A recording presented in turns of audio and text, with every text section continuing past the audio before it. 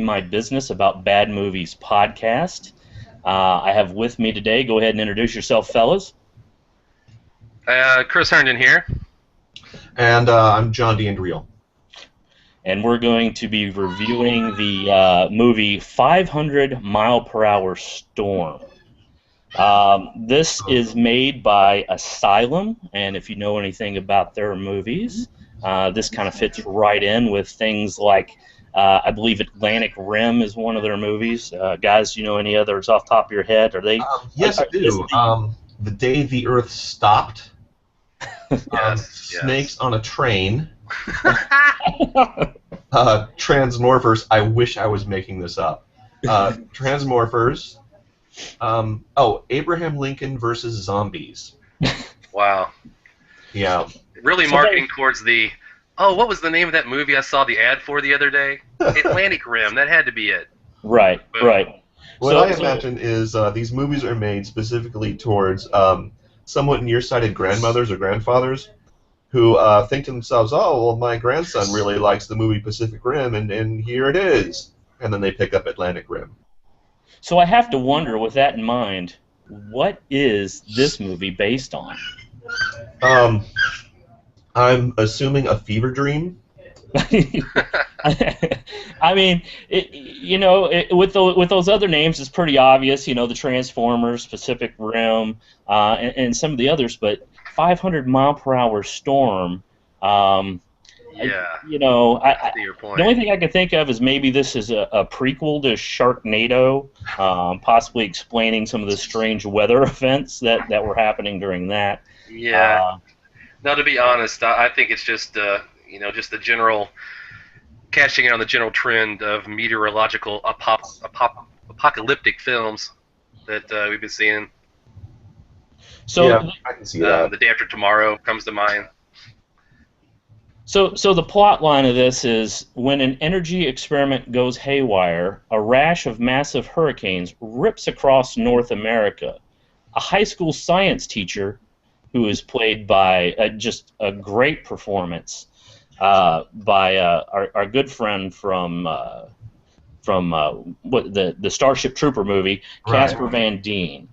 Can I just chime in right now and say, can we just put it into the Batman fiasco and just have Casper be Batman with that chin? I mean, you can overdub somebody else acting for him. Just give me the chin. You know what I'm saying?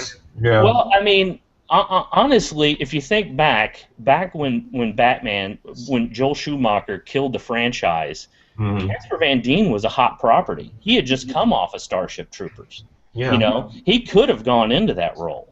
Oh, he would be so perfect in a Schumacher Batman film, too. I mean, I could picture his nipples right now. They wouldn't even need to cut him into the suit. Don't put that in my head. And I do have to say that during this movie, his hair and beard were wonderful. I mean, he was a very attractive man in this movie. His beard distracted from his chin. I thought it was kind of hiding it under a bushel, Like, if you got it, I think it just made it that much stronger. I'm sorry. I'm a beard man. I like a good beard, and it really was strong. Well, and it looked like he was ready. He was going to be shooting a Just for Men commercial right afterwards. So it was all grayed out. Like I guess I'm just not used to seeing Casper with the the silver chin, but it was quite striking. This movie. Oh, sorry. Go ahead. Okay, I was just going to, flesh out the rest of the cast. It also stars no one else you've ever heard of in any movie ever. Right. So that's but pretty much. Television fans will know Mr. Beach from Third Watch, if you ever watched that show. I think that's the actor's name, correct? The character Simon. Is that Third Watch from the Sun? That was that movie or the show with John Lithgow and they were aliens? No, close. Okay. No, you're thinking of John Lithgow. Okay. What I was going to say about Casper the Friendly Hero was with the beard. I actually kind of saw. I don't know if you'll think that I was just drunk or anything like that. I kind of saw a shade of Viggo Mortensen. Yeah. No, I feel you on that. Kind of a Viggo before he became king in Return of the King. You know, he had some a few months of war under his belt and the donut. Yeah, I can see that. I actually saw Jaime Lannister from Game of Thrones. Especially last season when he's kind of, you know, he's got a little bit of beard growth. Spoiler alert, he's lost a hand. You know, he was much cleaner than Jaime Lannister, but I felt that vibe was there. Great hair, great beard, you know, type of thing. Right.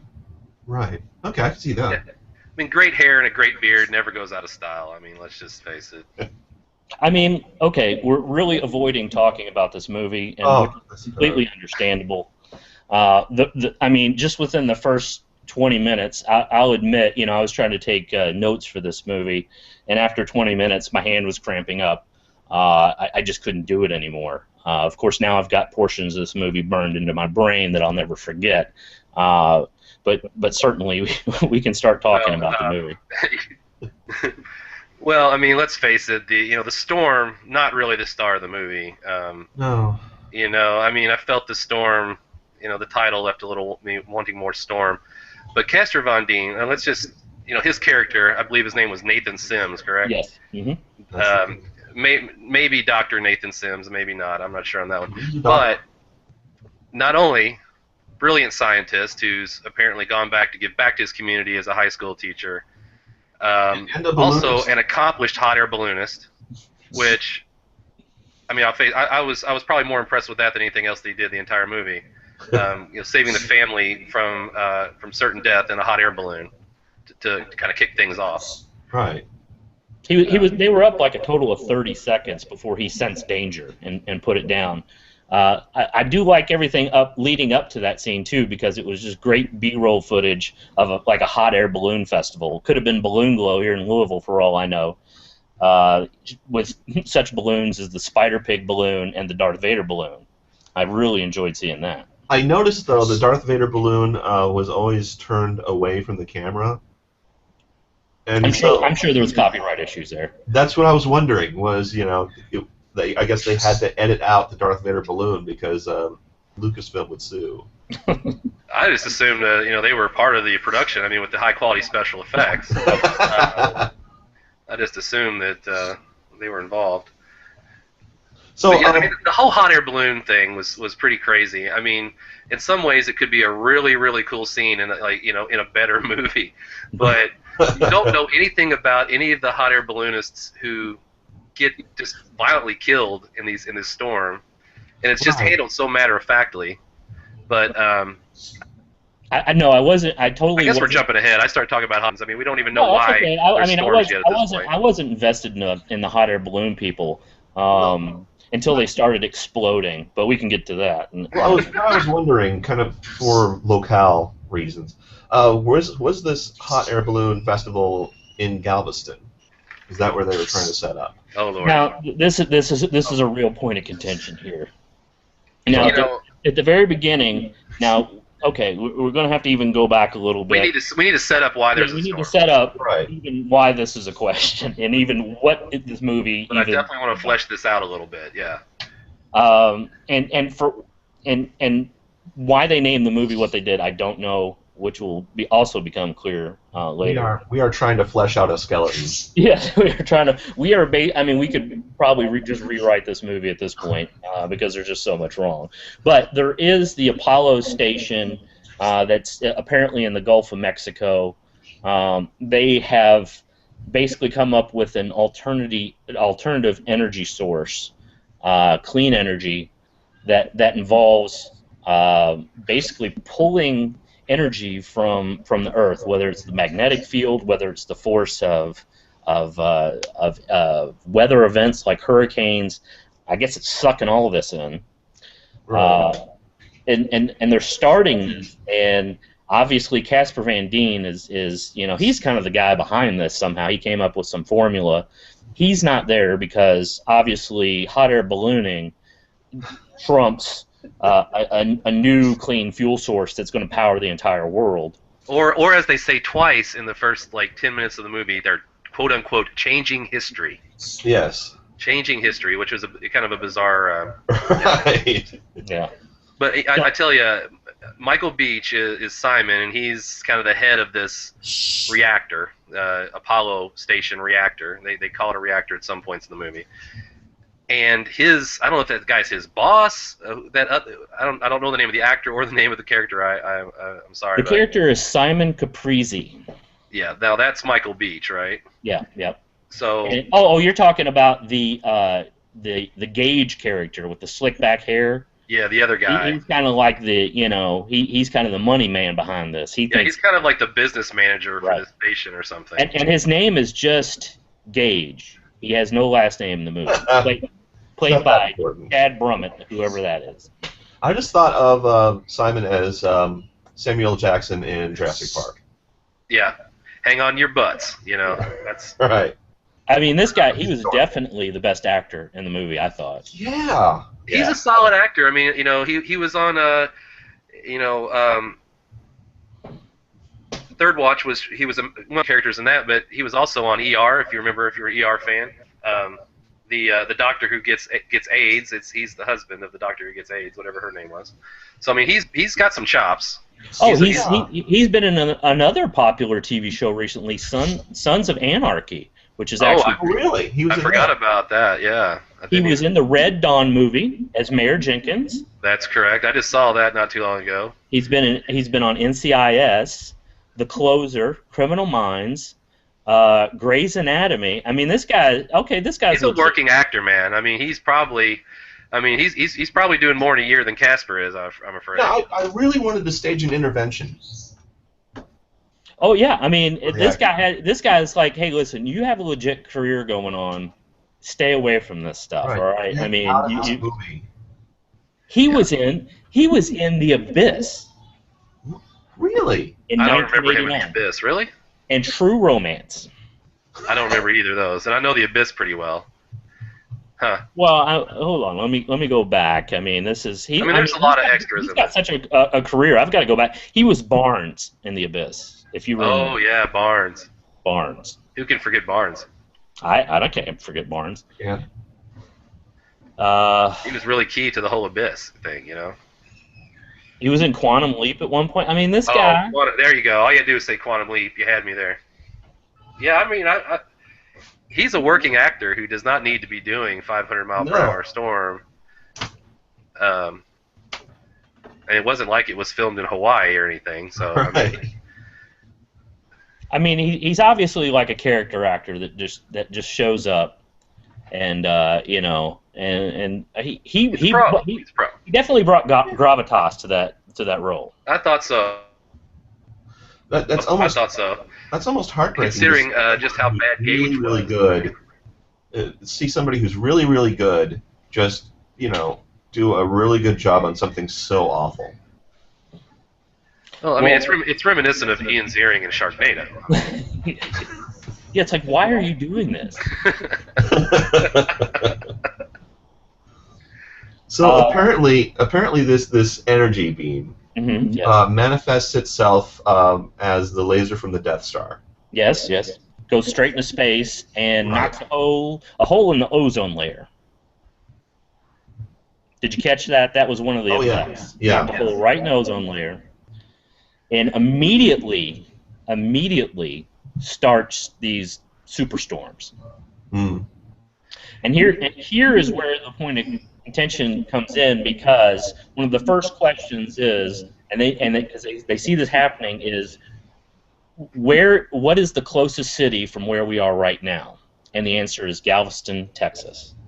Yeah, so they're in the Gulf, So yeah, they're in the Gulf. So I'm assuming that the entire movie is taking place in Galveston, even though it does not look anything like Galveston.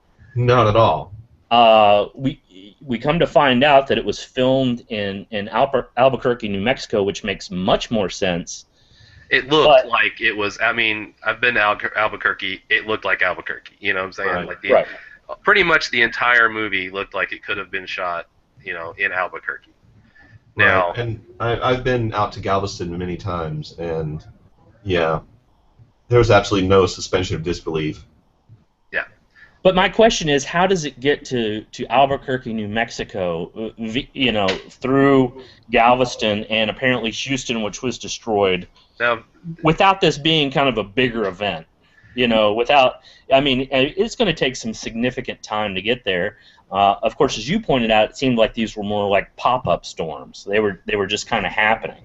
yeah, they would just pop up and be incredibly violent and large after no time whatsoever. And then, usually inexplicably go away. Most Right. of them.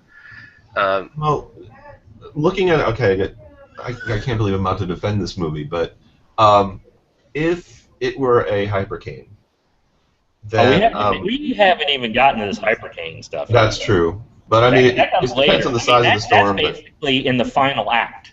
But that's true. That's true. That's what they say. But These are just your run-of-the-mill superstorms at this point that are sentient, as far as I can tell. Yes. So they want Casper Von Diem and his tracking family. systems. Yeah, because these storms actively chase him. He loses them at points, and then they catch up and kind of chase him again. I'm not sure how that but I mean, But let's go back to the geography of this movie for 1 second. Oh. Here's how I'm going to defend this movie. Yes, it hit Galveston first. That was closest to to the reactor, to the station. So it hits Galveston first. And let's just say that Casper Von Diem and the fam were hot air ballooning in Galveston. He tells you where he's going. He's going to a higher elevation. He's going up. And if you just keep, I'm pretty sure if you just keep driving dead west or northwest from Galveston, it's just going to keep getting more and more mountainous until you're probably near Albuquerque. And that was one of my points I tried to make. I was like, he was going to the mountain ranges of Texas, He just drove across Texas in like 20 minutes. That's. I mean, it would take like 20 hours to make that drive, but he did it in 30 seconds. That's all you have to. That's the only. A hurricane or supercell apparently kind of tops off around 800 feet. That's just science. And we've done a little research, and the science in this movie is pretty solid overall, I think. Yeah, they clearly had a great science advisor on this. I'm thinking it was Bill Nye, possibly. I think in this case, science advisor means I looked it up on Wikipedia. Yeah, I mean, and just some things, it seems like. Some things they looked up, some things they didn't. So right when this starts to happen, okay, they get out of the balloon, they get in their car, and they're heading home. The kid is okay. We can introduce the kid. I think at this point, the family. The people that Casper Von Diem have around him are, obviously his brain trust. His wife Mona and his son Johnny, who is played by a guy named Brian Head, who I can only imagine is the autistic son of the producer of this movie.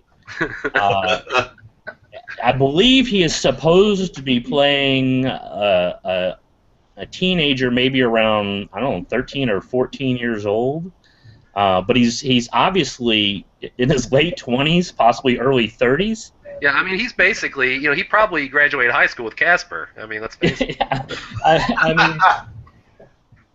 He's on. If you want to talk about the autism spectrum, I mean, I don't know where this. I mean, he's highly functioning, but some of the things that he says during this movie are unbelievable. I don't know. I think it's hard to say with any certainty because so many people in this movie act within the autism spectrum. Yeah, I mean, pretty much everybody, for the most part. Right. I think Michael Beach is kind of with it. Yeah. You think Casper Van Dien is kind of, he seems okay for a while, but then there's times where he's freaking out that I'm not too sure. Right. I don't know. I think some of the autism, the symptoms that poor Johnny exhibits, our dude a little bit more to nurture than nature. His mom. Well, yeah, The dude is freaking out. Okay, he just narrowly escaped a balloon NATO that destroyed all these. I mean, like, probably 100 people. Just ripped them to shreds. He's in the car. They barely escaped with their lives. He's freaking out, and the mom, and I quote, "Just calm down and play your game or something." right. He's upset because, according to him, he just saw balloons blow up, and not only balloons, but the people blow up. Right. They didn't really show that at all. What they did show was just these tornadoes with the balloons just swirling around them. My reaction to that, by the way, was thinking, the Land of Oz is about to get a whole bunch of this. I was kind of thinking the same thing. And the thing was, it wasn't like the balloons were getting sucked up or knocked down. I mean, the same balloons were just going around and around. Exactly. So Johnny's playing his game. They get home. They rush inside, and his wife says, "I'm going to call my sister in Denver and see how the weather is there." Now, at this point, because if you're in Galveston, obviously the weather right now in Denver is pertinent to you. I mean, it doesn't matter whether you're in 3 days to get there. Yeah, whether you're in Albuquerque or Galveston, it doesn't matter, because what does Denver have to do with anything? And there is no indication that this is like an apocalyptic type thing where it's going to affect the entire United States. Right. So she picks up the phone. She doesn't dial. She just kind of stares into space. And then they find out that the power's out. So I guess I assume that the phone's not working. And so her course of action is, what does she do next? I'm going to make some sandwiches. I made a note about this. The son saying, "Oh, go ahead. Sorry." I'm saying he's got himself a good woman. She's thinking about keeping them fed. He's gonna need their energy. Got to eat. Got a long haul ahead. I mean, maybe Denver, maybe Albuquerque, who knows where. So how does Johnny react to this? He's a little cheesed off. That's pretty much it. He's kind of mad, and he's doing his homework. Well, yeah, she brings over the sandwich, and his immediate reaction is, "It's stale." Right. Something else. I made a note on this line where they're trying the television set, and Johnny says, "Dad, the TV won't come on," and his response is, "I've never seen anything like this before." Yeah. I really, whatever cable company he has, that's what I want. He is not. Well, what kills me too is, you talked about the phone. Wasn't it crazy how the phones worked in this movie in general? Like, oh yeah. 1 minute, no, there's no way you can do that. The phones are out. The next minute is, I'm on my phone. The only way he ever communicates with Simon the entire movie is on cell phones. Right. But yet the cell phones don't work. That's what's saying. I'm going to jump ahead a little. I'm going to jump ahead a little bit, just because there's a part where the army is trying to fix the phones, and as he's leaving, he says, "If you have any trouble, call me." Yeah, exactly. 1 second it's, "Oh no, we can't do anything with the phones down." Oh my God. The phone. I was just blown away by the phones. I got to where I was like obsessing about the phones. It's the only way I got through the movie, to be quite honest. Right.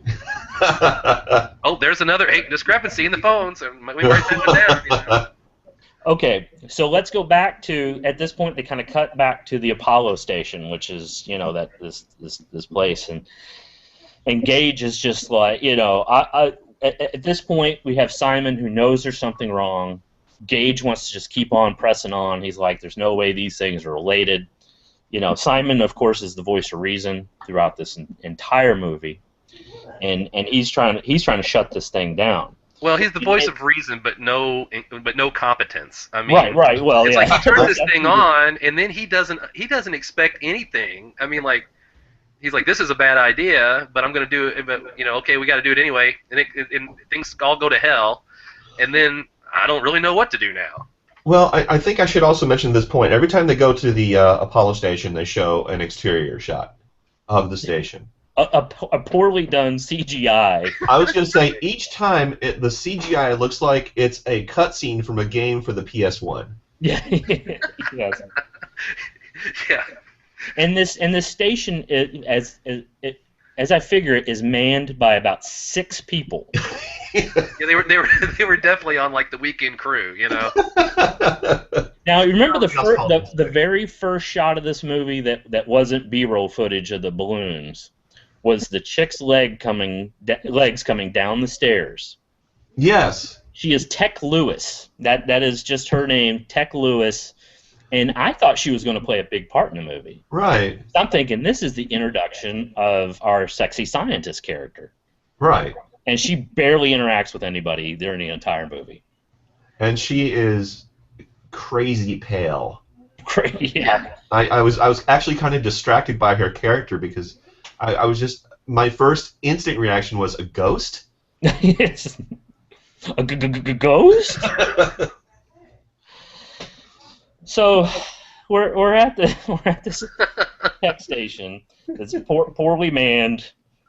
Sexy scientist over in the corner, and they know they have to get a hold of Nathan at this point, and just why they don't even call him at this point, right? They're like, we have to get a hold of him.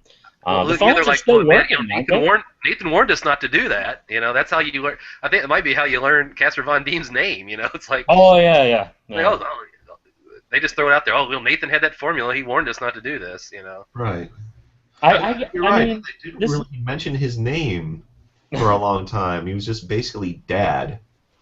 Yeah. That's another thing about the Johnny character. Every sentence that he says to his mother or father ends with Dad or Mom. Dad, what's going on, Dad? Aren't you supposed to be taking care of this, Dad? Why didn't he know about this? He's supposed to know about all that science crap. Oh, Dad. yeah, that. Oh. What a great line. So, I mean, I understand him doing that because I was not buying that he was their son through the entire movie. So, I mean, that kind of reaffirmation of that he was their son was probably needed. Now, something you probably noticed during all the driving scenes when they're trying to get away from a tornado or something like that, a lot of times if you look in the background, you can see traffic. Oh, yeah. In the background, just no problem.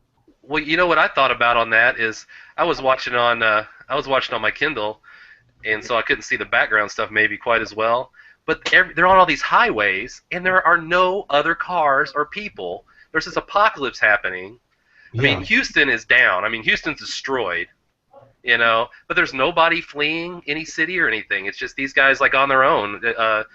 I thought it reminded me of a Chevy commercial, you know, like the new Chevy Equinox, you know. It's like in the high plain desert area, and there's just nobody else there, you know, and it's just. Did you notice they had a Land Rover in the garage, and they take the Chevy?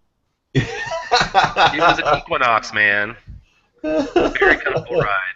Oh, and the other thing was I have to go back to the Apollo station for a second because there was a line saying something about if you do this, you're not even going to get a job at Best Buy. Oh yes. Oh my God. So I mean, is that product placement? I mean, that is the worst product placement ever. And I mean, you know, I imagine you're talking about the Geek Squad. The Chevy rep, they've definitely got his money's worth on this one compared to the Best Buy guy. Yeah, the Range Rover, we're taking a Chevy. And we're going to get to getting your money's worth here in a second. So they leave the house, and they're driving, and the storm starts chasing them. I mean, actively chasing them. The whole time Johnny is, faster, Dad, faster. Drive, you know, and Nathan's like, I'm driving as fast as I can, looking in the rearview mirror, and I'm just, in all the CGI rain.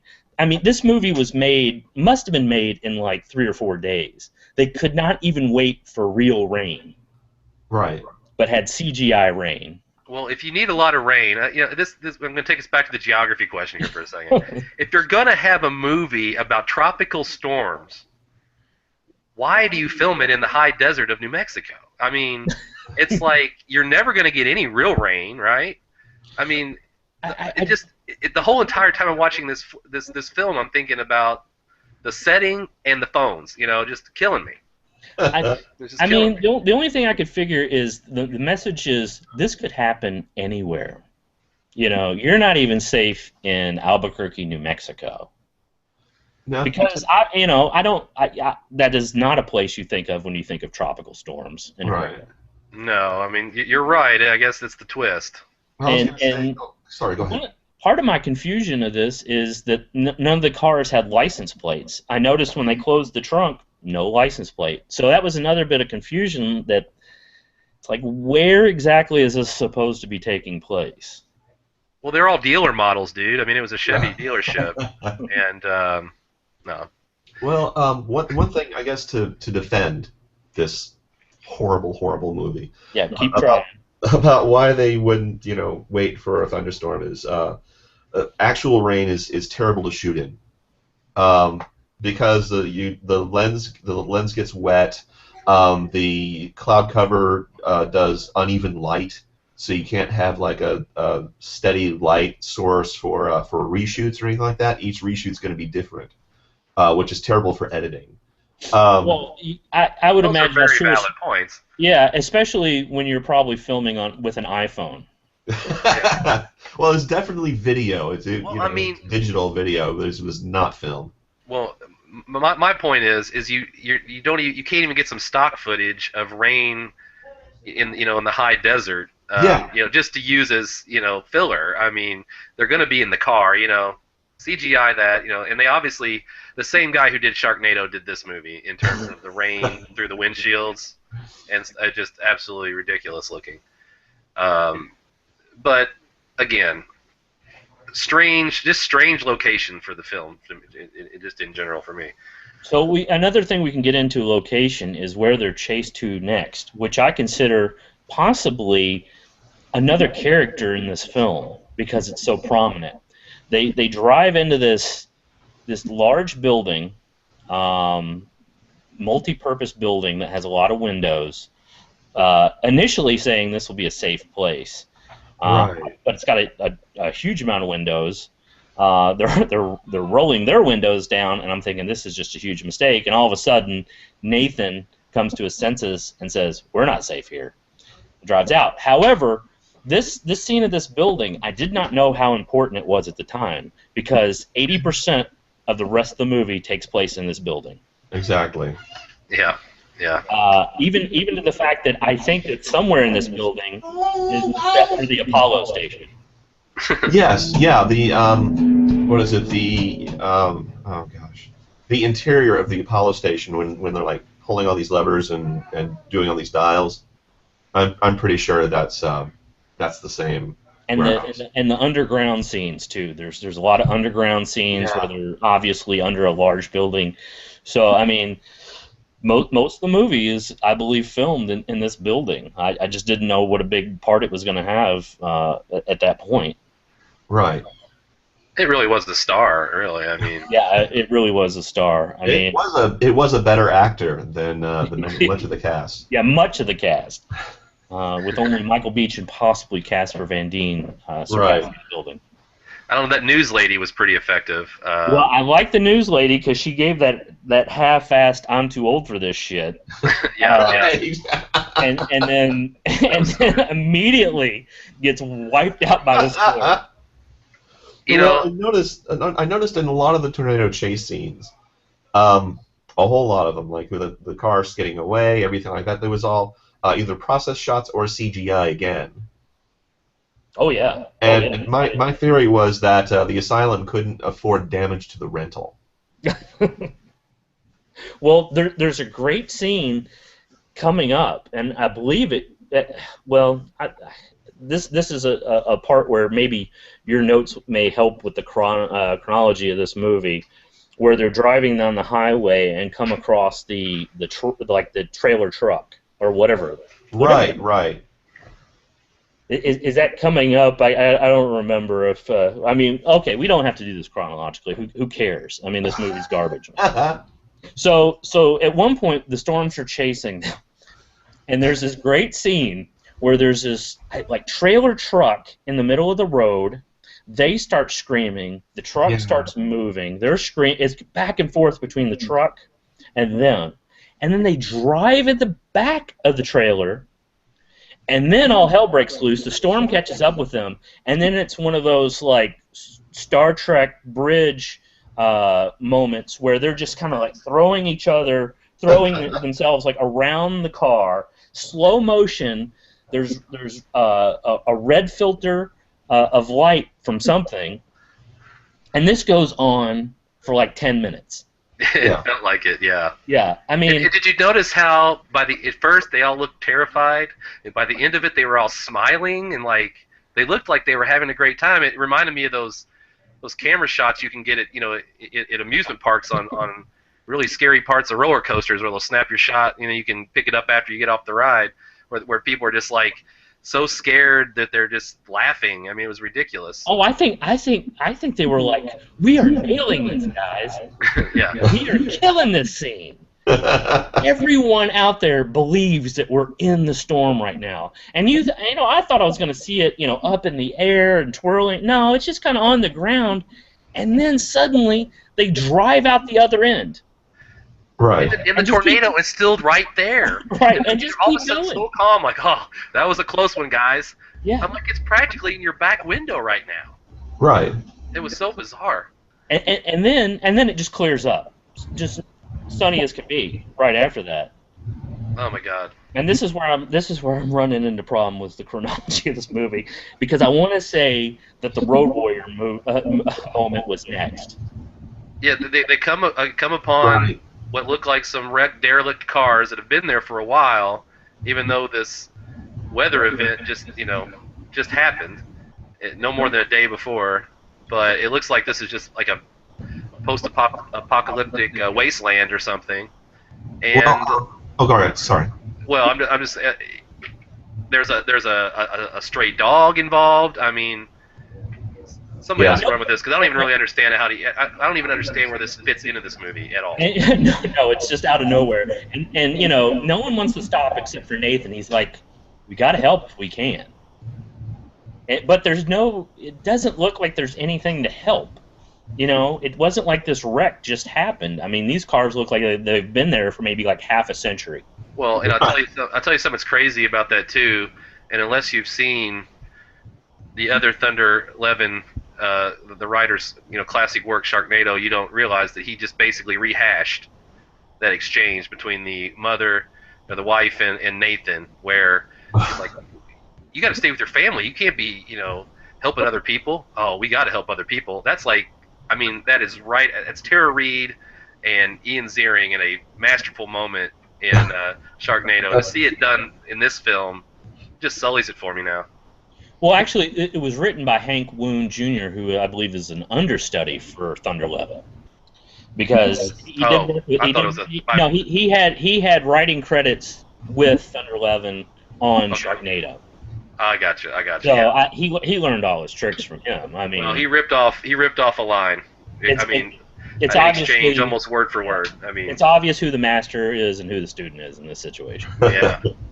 Well, what I was going to mention is just before this Mad Max section, they hit the I believe they hit the Apollo again to mention that the storm has. The storms have caught the laser in a feedback loop. Oh. Yeah. And let's see, wind and moisture can make sure that the laser beams work. So that's important. Well, yeah, the feedback loop is, of course, like they said, it runs off the forces of the Earth, and as these storms get bigger, it's feeding off those forces. So, right. They know there's real trouble. And at this point, I think it's the first time that Simon is like, we need the point beam straight down and sink this thing. Right. So, of course, Gage is like, that is impossible. You cannot possibly do that. And Simon's like, well, I'm going to try, and I'm going to do this. And he mentioned something else that Gage is like, you can't do that either. That's impossible. And Simon says something to the effect of, "Well, this better be possible, or we're all screwed," you know. Right. So I mean, this is kind of like a subplot of that starts with Simon is now on a mission to take down Apollo Station because he knows that's the only way. Right. So I'm going back to the Road Warrior because Yeah. because it's just so inexplicable. So as Casper's checking out this scene, as well as the autistic son, Casper gets kind of down a ways, and you see out of the corner of somebody's rearview mirror, which is a great shot. What a wonderful way to frame it. I mean, the cinematography on that is wonderful. So it's this guy that is obviously you think is an extra from Deliverance is walking up to the back of their vehicle where just his wife Mona is sitting, and she's kind of like zonked out. I don't know what she's doing. She's high or something. And she's deep in thought, man. She's a thinker. Yeah. So this guy is creeping up. Now, I mean, at this point, I'm thinking civilization has effectively collapsed in the past 20 minutes. I mean, there's still no sign that this is the apocalypse. Yeah. And this guy seems like he's ready for cannibalism, raping. He's down for anything, man. So I think he's been waiting a long time for this, and he's like, all right, time to put the cars in the road and get to business. Plus, he's also ready to exploit the fact that nobody here has peripheral vision. Right. But all of a sudden, this is becoming like The Road, with Viggo Mortensen, and people were out for blood. So this guy jumps in the car and starts accosting Mona, and she's fighting back. And Casper hears it. And Chris, I believe you pointed out the whole purpose of this. Actually, I think. Oh, I did. Yeah, you did. Yeah. It's the attempted rape is all about putting the woman in danger so the man can go in and save her, and thus establishing that he's a man of action, and that he's also a defender of women, so he can seem more heroic. That's pretty much it.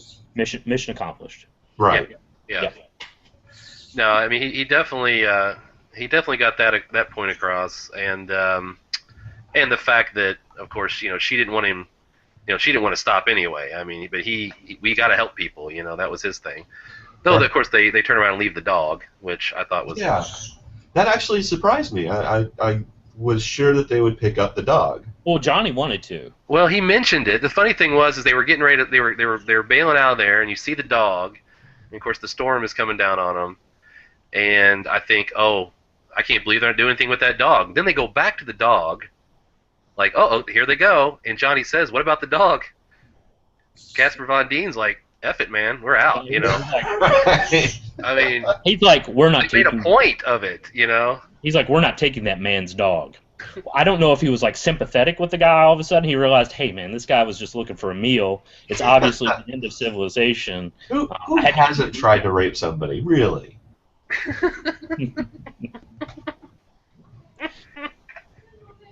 So he didn't want to take this guy's dog.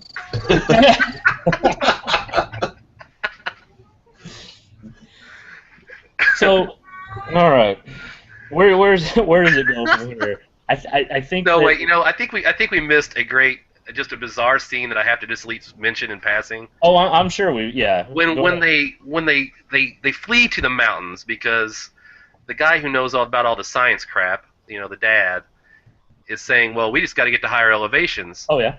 So. Oh, it's right after. It's next scene. Is it after that where they go and they stay? I guess they find a place to camp for the night or something. They get on the way. Hold on. On the way. Out of the truck. He's explaining. And all of a sudden, hey, do you hear that? What? Well, remember, on the way, there's another great part in this. On the way to these mountains, Casper Van Dien is explaining why they need to get to the mountains. That there's a ceiling for these storms, and Johnny's just baffled by this whole thing. And Nathan is like, well, if you paid attention in class. Oh, yeah. Oh, my. Yeah. And then there's this big conversation. His teacher didn't like him. And then, and then Johnny ends it with, I wonder if he's dead. Well, that's hilarious. Well, and Johnny had a really weird line earlier, too, and, oh, my God, my life is over. My friends, my teachers, my coach is dead. You know? The coach was so weird. He does not strike me as the kind of person who is going to miss a coach. Yeah. The coach I don't know. I was kind of Johnny's motivation, was pretty puzzling. But I did like it. They got that jab in on him about not paying attention in science class, but he got his dad back when they heard that Houston had been destroyed. Said, "Hey, good thing we didn't move to Houston like you wanted to, Dad, huh?" Well, I think he's riffing on his dad the whole time. He thinks his dad is like responsible for this and should have fixed it. And there's a lot of scenes. Now we need to go back to that scene where he talks about his coach, because that is a great scene that we're skipping. It's when they kind of first just go out in the wilderness, and he's like, "Did you hear that?" Again, that's a common theme throughout the entire movie. Did you hear that? There's a lot of that. Hear that. But there's a rattlesnake noise. That's what I was getting at. Yeah, man. Yeah. Oh, okay. Yeah, this was before they go up to the mountains at all. Oh, I'm sorry. This is just out in the wilderness. This is just after the first storm chase, and they're kind of out of danger. They just stop, and they want to stop there for the night. They go up in the park, whatever. Right, and he rifles through her purse and stuff, which is kind of weird too. It's like a light-hearted moment that makes no sense either. She happened to grab all those energy bars that were on the table next to her purse, which was very handy. She grabbed what was it? She grabbed a bunch of energy bars. Yeah. A map, a class ring, and nothing to drink. Is that what that was, a class ring? Yeah, it was a ring of some sort. It looked like a class ring to me. Yeah, I thought so too, but there was no significance to it at all. Well, and didn't she chastise him at one point for grabbing, having nothing but maps? Oh, yeah. He's like, well, I'm sorry, that's what's in my emergency kit, Like, I didn't pick up on, I guess he just has he had an emergency kit with all these maps in it, and the only reason they're getting anywhere is because this guy's, mapping a route up into the mountains. And well, he didn't use a map at any point, did he? At one point, he had maps out. I'm pretty sure that she chastised him for, God, you got all these maps. I thought she just mentioned it in passing. Well, all you bought was maps. Yeah, that's what it was like. And he's like, that spurs him to go, well, what do you got? And grabs her purse and just starts rifling through. I don't know about his wife, but if I did that with my wife, she would kill me. Yeah, same here. That would be. Yeah, I can't imagine that many people would find that acceptable. But again, these are a family of autistic people who don't pick up on social cues and right. So yeah, there's the rattlesnake noise. The rattlesnake noise was crazy. I was like, what type of movie is this going to turn into? Because I'm thinking it's the Stormer, and now it's going to be like. It reminded me of this old horrible movie called Monster A Go-Go, which had no budget.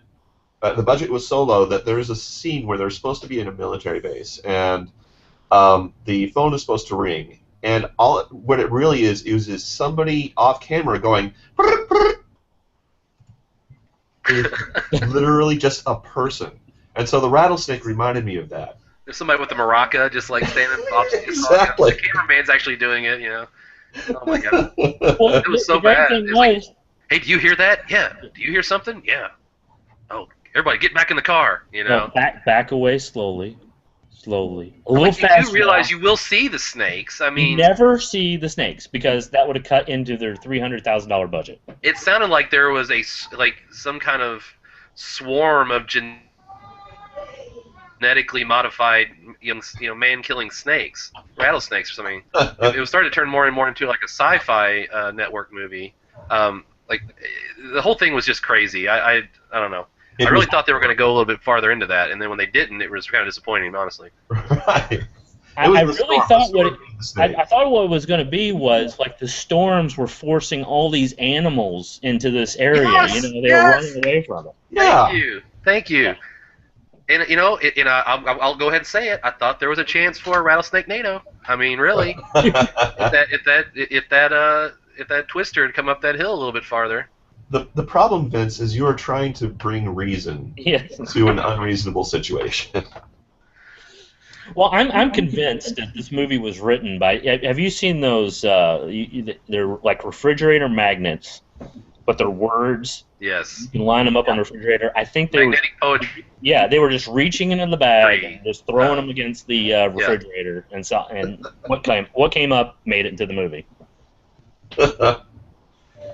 Yeah, they didn't go the extra mile and hire the 100 chimpanzees with the 100 typewriters. Well, my other time to do that. My other thought was that this movie was written by Hank Woon Jr. Now, Woon is maybe Chinese, probably Korean, and I'm wondering if this is a poor translation of what he wrote.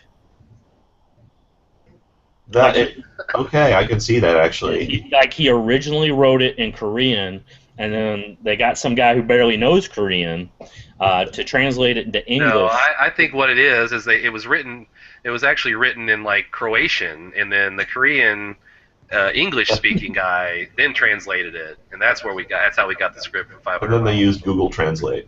Yeah, there you go, exactly. It was like a game of telephone. Exactly. Okay. I mean, there's a lot of times where they cut back to the Apollo station that I just kind of lose, because not a whole lot is going there except for them just kind of freaking out. Yeah. Did anybody else think that there was the kind of like the curly-haired guy with the goatee wearing the Dr. Dre Beats headphones that was like the tech guy there? I thought he looked like maybe the brother of the guy from Office Space. Stephen Root. Yeah, Stephen Root. That's exactly what I thought. I was like, is this his brother? I was getting Stephen Root and like Newman from Seinfeld, like a little back and forth, Another Jurassic Park thing. I think there's a Jurassic Park. I think this is a remake of Jurassic Park, except the storms are the dinosaurs. I can see that. Kind of. Yeah. I mean, there's a lot of parallels to this. Definitely inspired by a lot of great movies. And yet. So they finally make it up into the mountains of what I think is Texas. I'm obviously I think wrong on this. Just outside of Galveston. Just outside of Galveston. Yeah, the huge mountains just outside the huge mountain range. So they get there, and Nathan realizes that he's got to get to the Apollo station. It's basically like their only hope. So he leaves the very capable wife Mona and Johnny to their own devices. To their ranger station, at the ranger station. Drops them at the ranger station because he's just going to run. The city's only a half hour away, guys. Right. Even though the landscape in every direction, is like you can see like 100 miles in every direction, no sign of civilization. But yeah, it's just a half hour away. You run down into the city, which was the weirdest line ever. Yeah, and at this point, he has contacted them via cell phone, but there are problems. The storms are causing problems with the cell communication. Now, not to mention, I have no idea where the phone tower is in the Gulf of Mexico for the Apollo station to begin with. They should probably be on satellite phones, but we won't worry about that. They're using the traditional phone towers of somewhere that is they actually say it's 400 miles away from Galveston, which is the closest city. Yeah. Well, I can only think that the hole in the ozone layer is probably helping, cell reception, and close to the station like that. If you're on a satellite phone, I mean, less interference.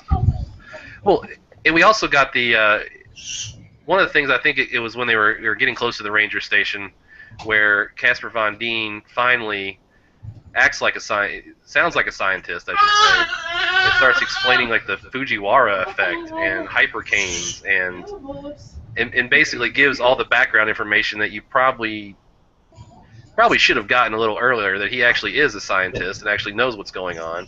Well, instead of saying things to his son like, "Hey man, it's the weather," who can predict the weather, Now he's all of a sudden expert in all this stuff, and he acknowledges that he is the Nathan that they referred to with the formula, right? Right. Which, up to this point, you had to assume that, but never once in the script did they indicate that on him and his family's road movie that they were making. Exactly. When they first mentioned Nathan in a phone call, I was a little confused because I could not remember a Nathan that I had seen so far. Yeah. Because he was just dad, Exactly, he was dad. Like it seems like you would at least establish him as like some kind of science brain, besides the little quips from Johnny, like, hey, you know about that science crap and stuff like that. Earlier in the movie. I mean, it is alluded to in the very beginning because they say he should be there. I even think they might even say Nathan. They refer to Nathan. The guys in the station do, but you just have to assume that. Well, you have to assume that's him. Balloons. They say with disdain. Right. Yeah. Stupid balloons. Stupid balloons. That's right. They do. You're right. They do refer to the balloons. So they've at least established he's Nathan, but we've yet to see any, real brilliant scientific behavior out of Casper up to this point. And he seems he's pretty brave, and he's saving women from rape. So he's we like him, but we don't know him as a scientist yet. A true scientist is not going to miss something like what happened at the Apollo station. He's just not even for balloons. Right. So I mean, there's he's not committed. Right. But we find out that this guy has a lot of talents, a lot, especially later as a helicopter pilot as well. Oh, true, very true. And he would have made a good soldier, which we'll get to. So they're at the they're at the ranger station, and of course they think they're safe, but Johnny kind of spots out in the distance the storm coming. Oh, and starts walking to it. Yeah, that's what I was going to mention. He sees a tornado forming and he runs towards it. And my attitude was, rather than rescue him, just let evolution do its work. I was really hoping that this would be the big sacrifice, like the real motivation for Nathan the rest of the movie was going to be the death of his son. Right. But his mom said, son, you took my boy! Yeah. This time it's personal. Yeah. Yeah, I don't know. He runs now. It's funny because Johnny runs towards the tornado, as if he doesn't know what a tornado is and hasn't been chased by maybe 15 of them up to this point in the previous, Yeah. Like I think those are dangerous, but let me check it out a little closer. Now I do want to talk about one thing before that. When they first get dropped off, Johnny's little kung fu display. Yes. Oh yes. 2 sticks. Yes. He's got the 2 sticks, and he is going to town, and actually does like a couple of moves, and at the end, a couple poses. And I'm wondering, is this going to come into play later? Is he gonna like fight a tornado, or possibly another another guy, another cannibal along the line? I was kind of hoping for Johnny versus Gage. Oh yeah. Like in the upper rafters of the station, maybe with the rain coming down, and I mean. Now it's funny with the names that you said Johnny Gage because it's close to Johnny Cage from the Mortal Kombat series. Yeah, you're right. Interestingly enough, Casper Van Dien has recently played Johnny Cage in the Mortal Kombat shorts on the internet. Oh my gosh. So. Unbelievable. It's fate. Yeah. Probably means nothing, but. My reaction to Johnny doing kung fu was just wondering, who is he auditioning for? Right. This is like, I'm getting my next role right here. This is so going on my reel. I'm thinking Ninja Tsunami is next. A tsunami that is full of ninjas. I would watch that. I would totally watch that, dude. No, and then okay, so after, so how does it start? Somehow the tornado ignites a It's the crazy lightning. wildfire. It's the lightning. Yeah, oh, that's right. That's right. The lightning starts the wildfire, and so now we've got another meteorological phenomenon out to kill people. Right. We've hit hurricanes, tornadoes. We got some flooding, some flash flooding, some tsunami style flooding, some tidal surges. Because it's Galveston after all. Oh, and then and now you got this wildfire. Don't forget that Johnny was kind of knocked out by some brush. Oh, that's. That's right. Just barely hit him, knocks him down to the ground, and he's kind of working his shoulder the rest of the movie. Yeah. Yeah, he's practicing his kung fu, but the second he gets hit, he goes down like. Well, I don't know if he hurt his shoulder doing that, or he might have pulled something when he was doing the kung fu moves. Actually, I'm not sure if it was the brush that did it. I mean, just to stand up for Johnny. And by the way, Johnny is just a classic name for any character, I think. Yeah. It's a generic boy name. Yeah, Johnny. And he's a boy because it's Johnny instead of John. Right. That he hasn't made that transition yet. So or it's a name of a character in a war movie who is certainly going to die in a dramatic fashion. Yes. Easy for me to say. After they get to the ranger station and Nathan ditches them, he goes to find the army. He discovers the army. And did he kind of? How did he coordinate that? Because all of a sudden there's some helicopters. Right. And he's like, "Come on, guys!" And the storm's chasing him. Well, that's what made no sense. He said he was going to the city. Right. I'll be right back. The city's only a half hour away. Uh-huh. So he drives out in the middle of this field. That's not a city, right? I saw no evidence of any city in any of this movie except for the movie cover, the poster. Right.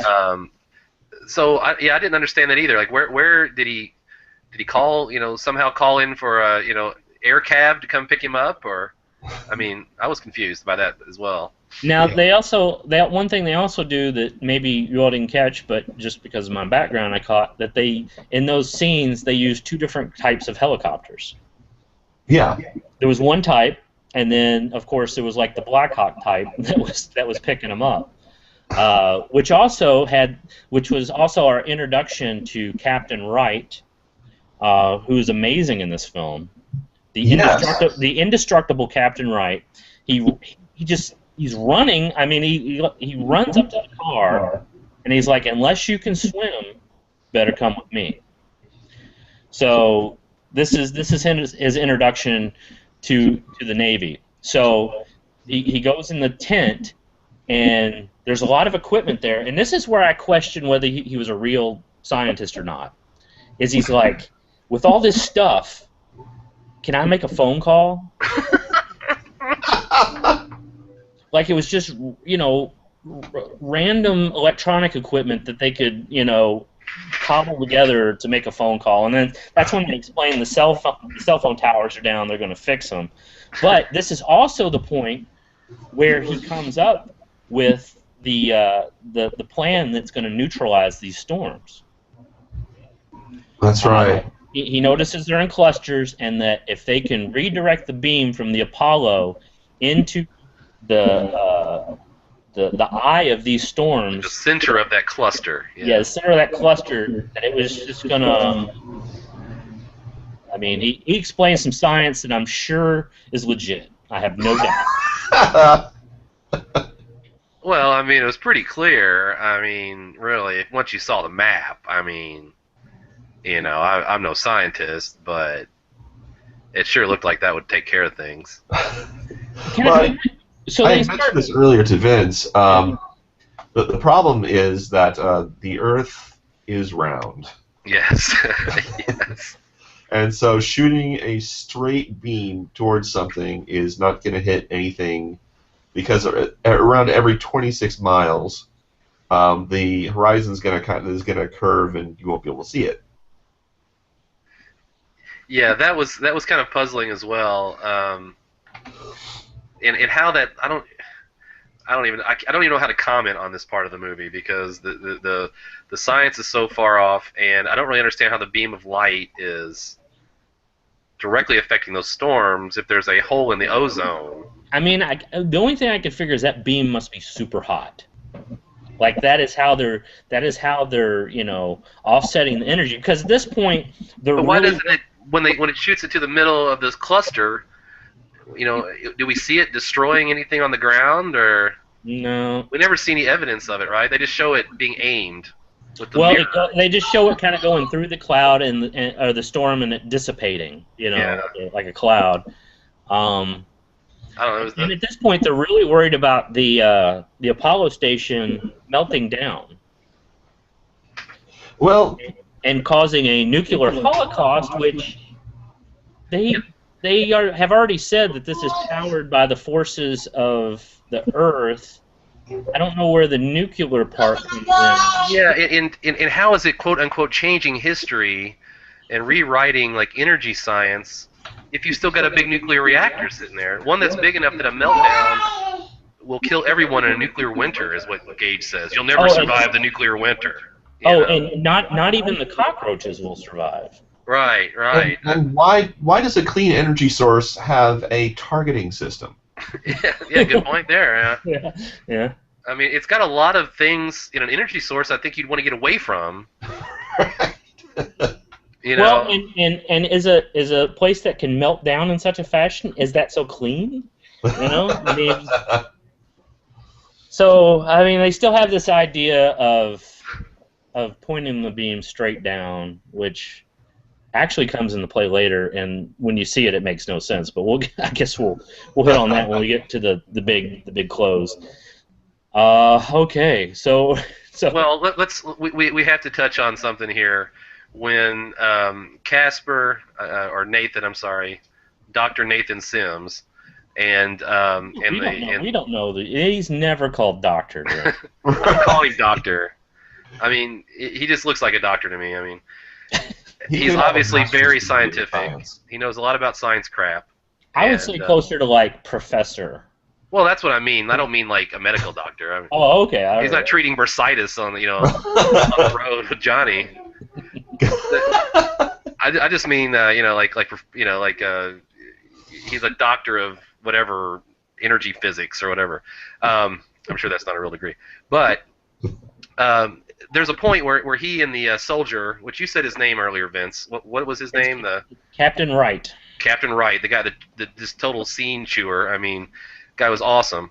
Well, they end up in this weird, like, again, another sort of meteorological event with this flash flood that it basically turns into the Poseidon adventure for a minute.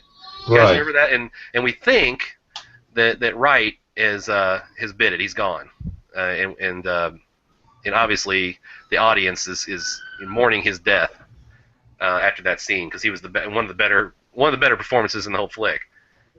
Or is he dead? Apparently, Nathan can outrun trained soldiers. Well, and they all can outrun rushing water, which which is pretty fast. And the thing is, they're running in slow motion. They keep looking back and even looking with their flashlights. I mean, at that point, you just got to go. Well, I mean, they cut away and they're coming around the corner, and there's this Black Army guy that's with them, and he's no longer with them. Right.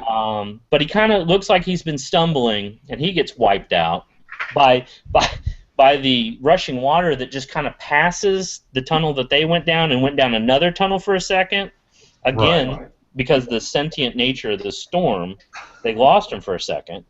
They tricked it. They did. So then it comes down the hallway after him, and then why did the door close on Captain Wright exactly? I mean, it looked like they had time to both get through. Yeah, that was really confusing, and I felt like it didn't need to be done. I mean, Captain Wright could have stayed a very integral part of the story. Yeah. Throughout the next half hour of the film. So the funny thing is, I mean, obviously this is the storm. Is he dead though? Well, we'll get to that. I don't give away anything. So listen, Spoilers.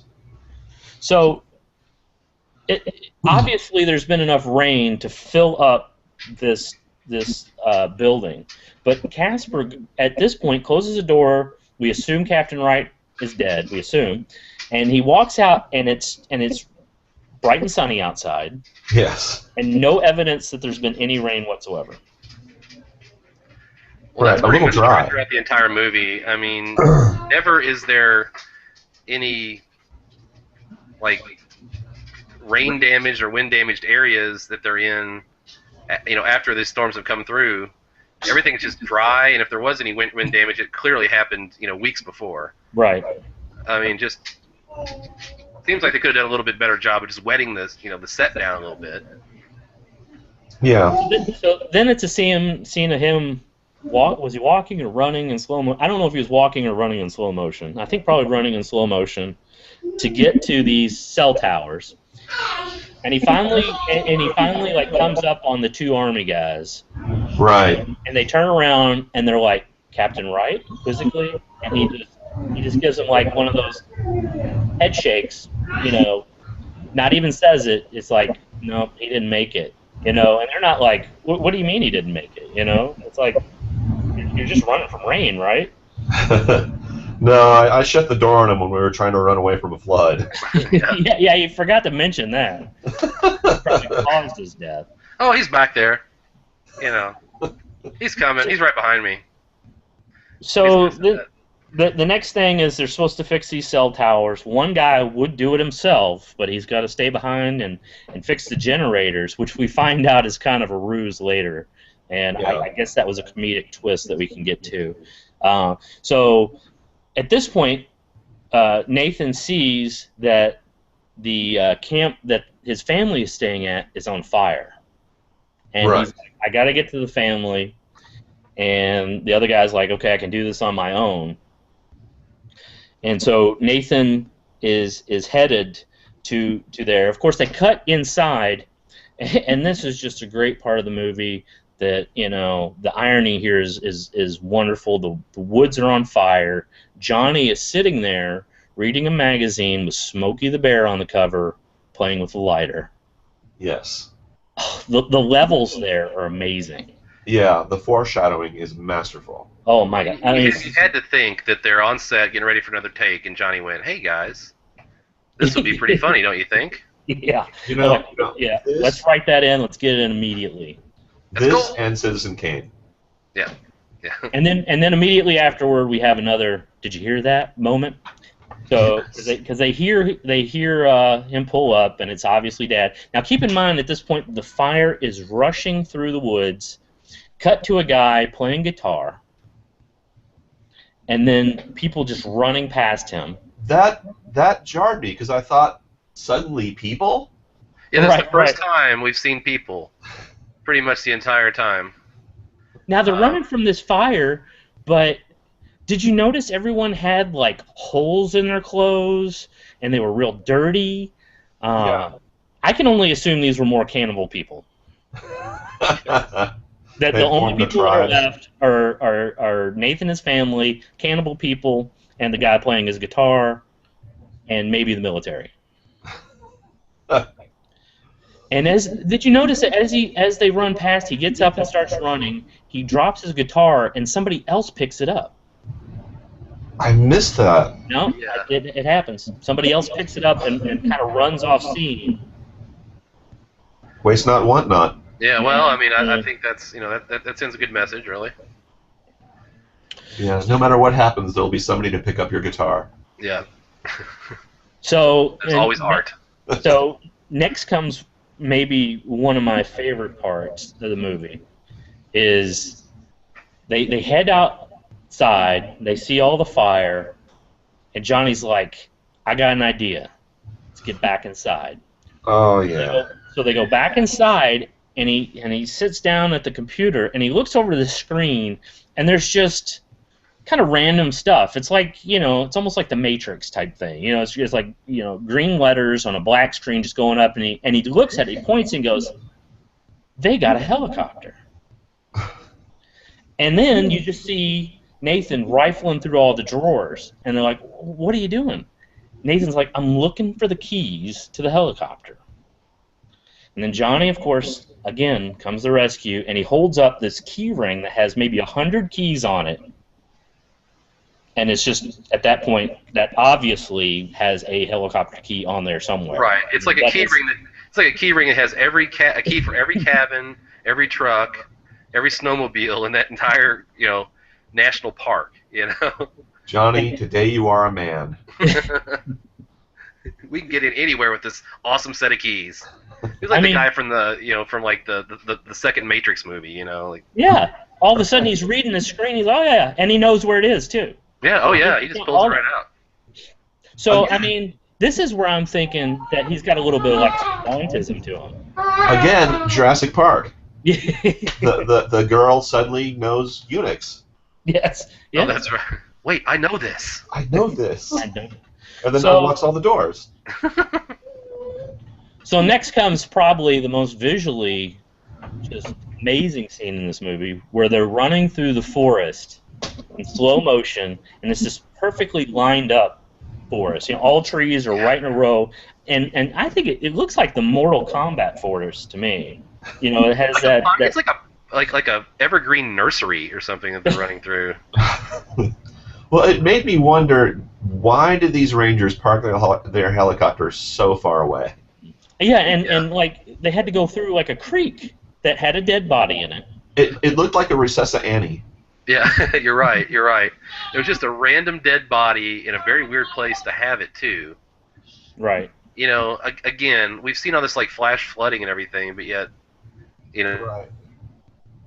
that river was not no evidence the flood had happened.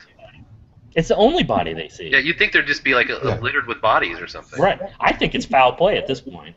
I mean, that's like a whole other movie. It was a leftover from the cannibal tribe. They were probably, preparing that night's dinner when the fire happened. Right. And it just got away from them. Well, so I made a note that to get to the helicopter, they had to run out of the forest, off a mountain, across a river, and then through another forest. Yes. And of course, a weird place for a helicopter. The Rangers hid the hell out of that helicopter. They're lucky that there was any fuel in it. Like, that's as far as they could get. They got as close to the station as they could, and they sat down and hiked the rest of the way. Right. It was bad. Oh man, it was bad. And the fire. They get to the helicopter surrounded by fire. I mentioned that I had seen better fire effects from animated GIFs on websites from GeoCities. Oh yes, definitely. There was no realism to the fire at all. Well, another thing that was weird is like, they get in this helicopter, and obviously, time is of the essence at this point as the fire rages down upon them. And Casper Von Dien's lines in that scene are crazy. Hey, everybody, put your seatbelts on. Okay, now put on your headsets. Can everybody hear me? It was like the most bizarre dialogue. His wife is freaking out.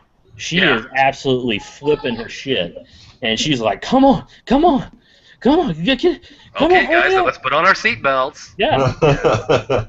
Safety first. And then I'm not moving this chopper an inch until you lock that safety belt down. And then it had that kind of crazy control, almost like a steering wheel or something. Now I can buy that. I've seen helicopters like that, except the other helicopter that he flies in the movie has the same kind of weird controls. Right. And I know for a fact, I've been in the helicopter that he flies a second time. It does not have controls like that.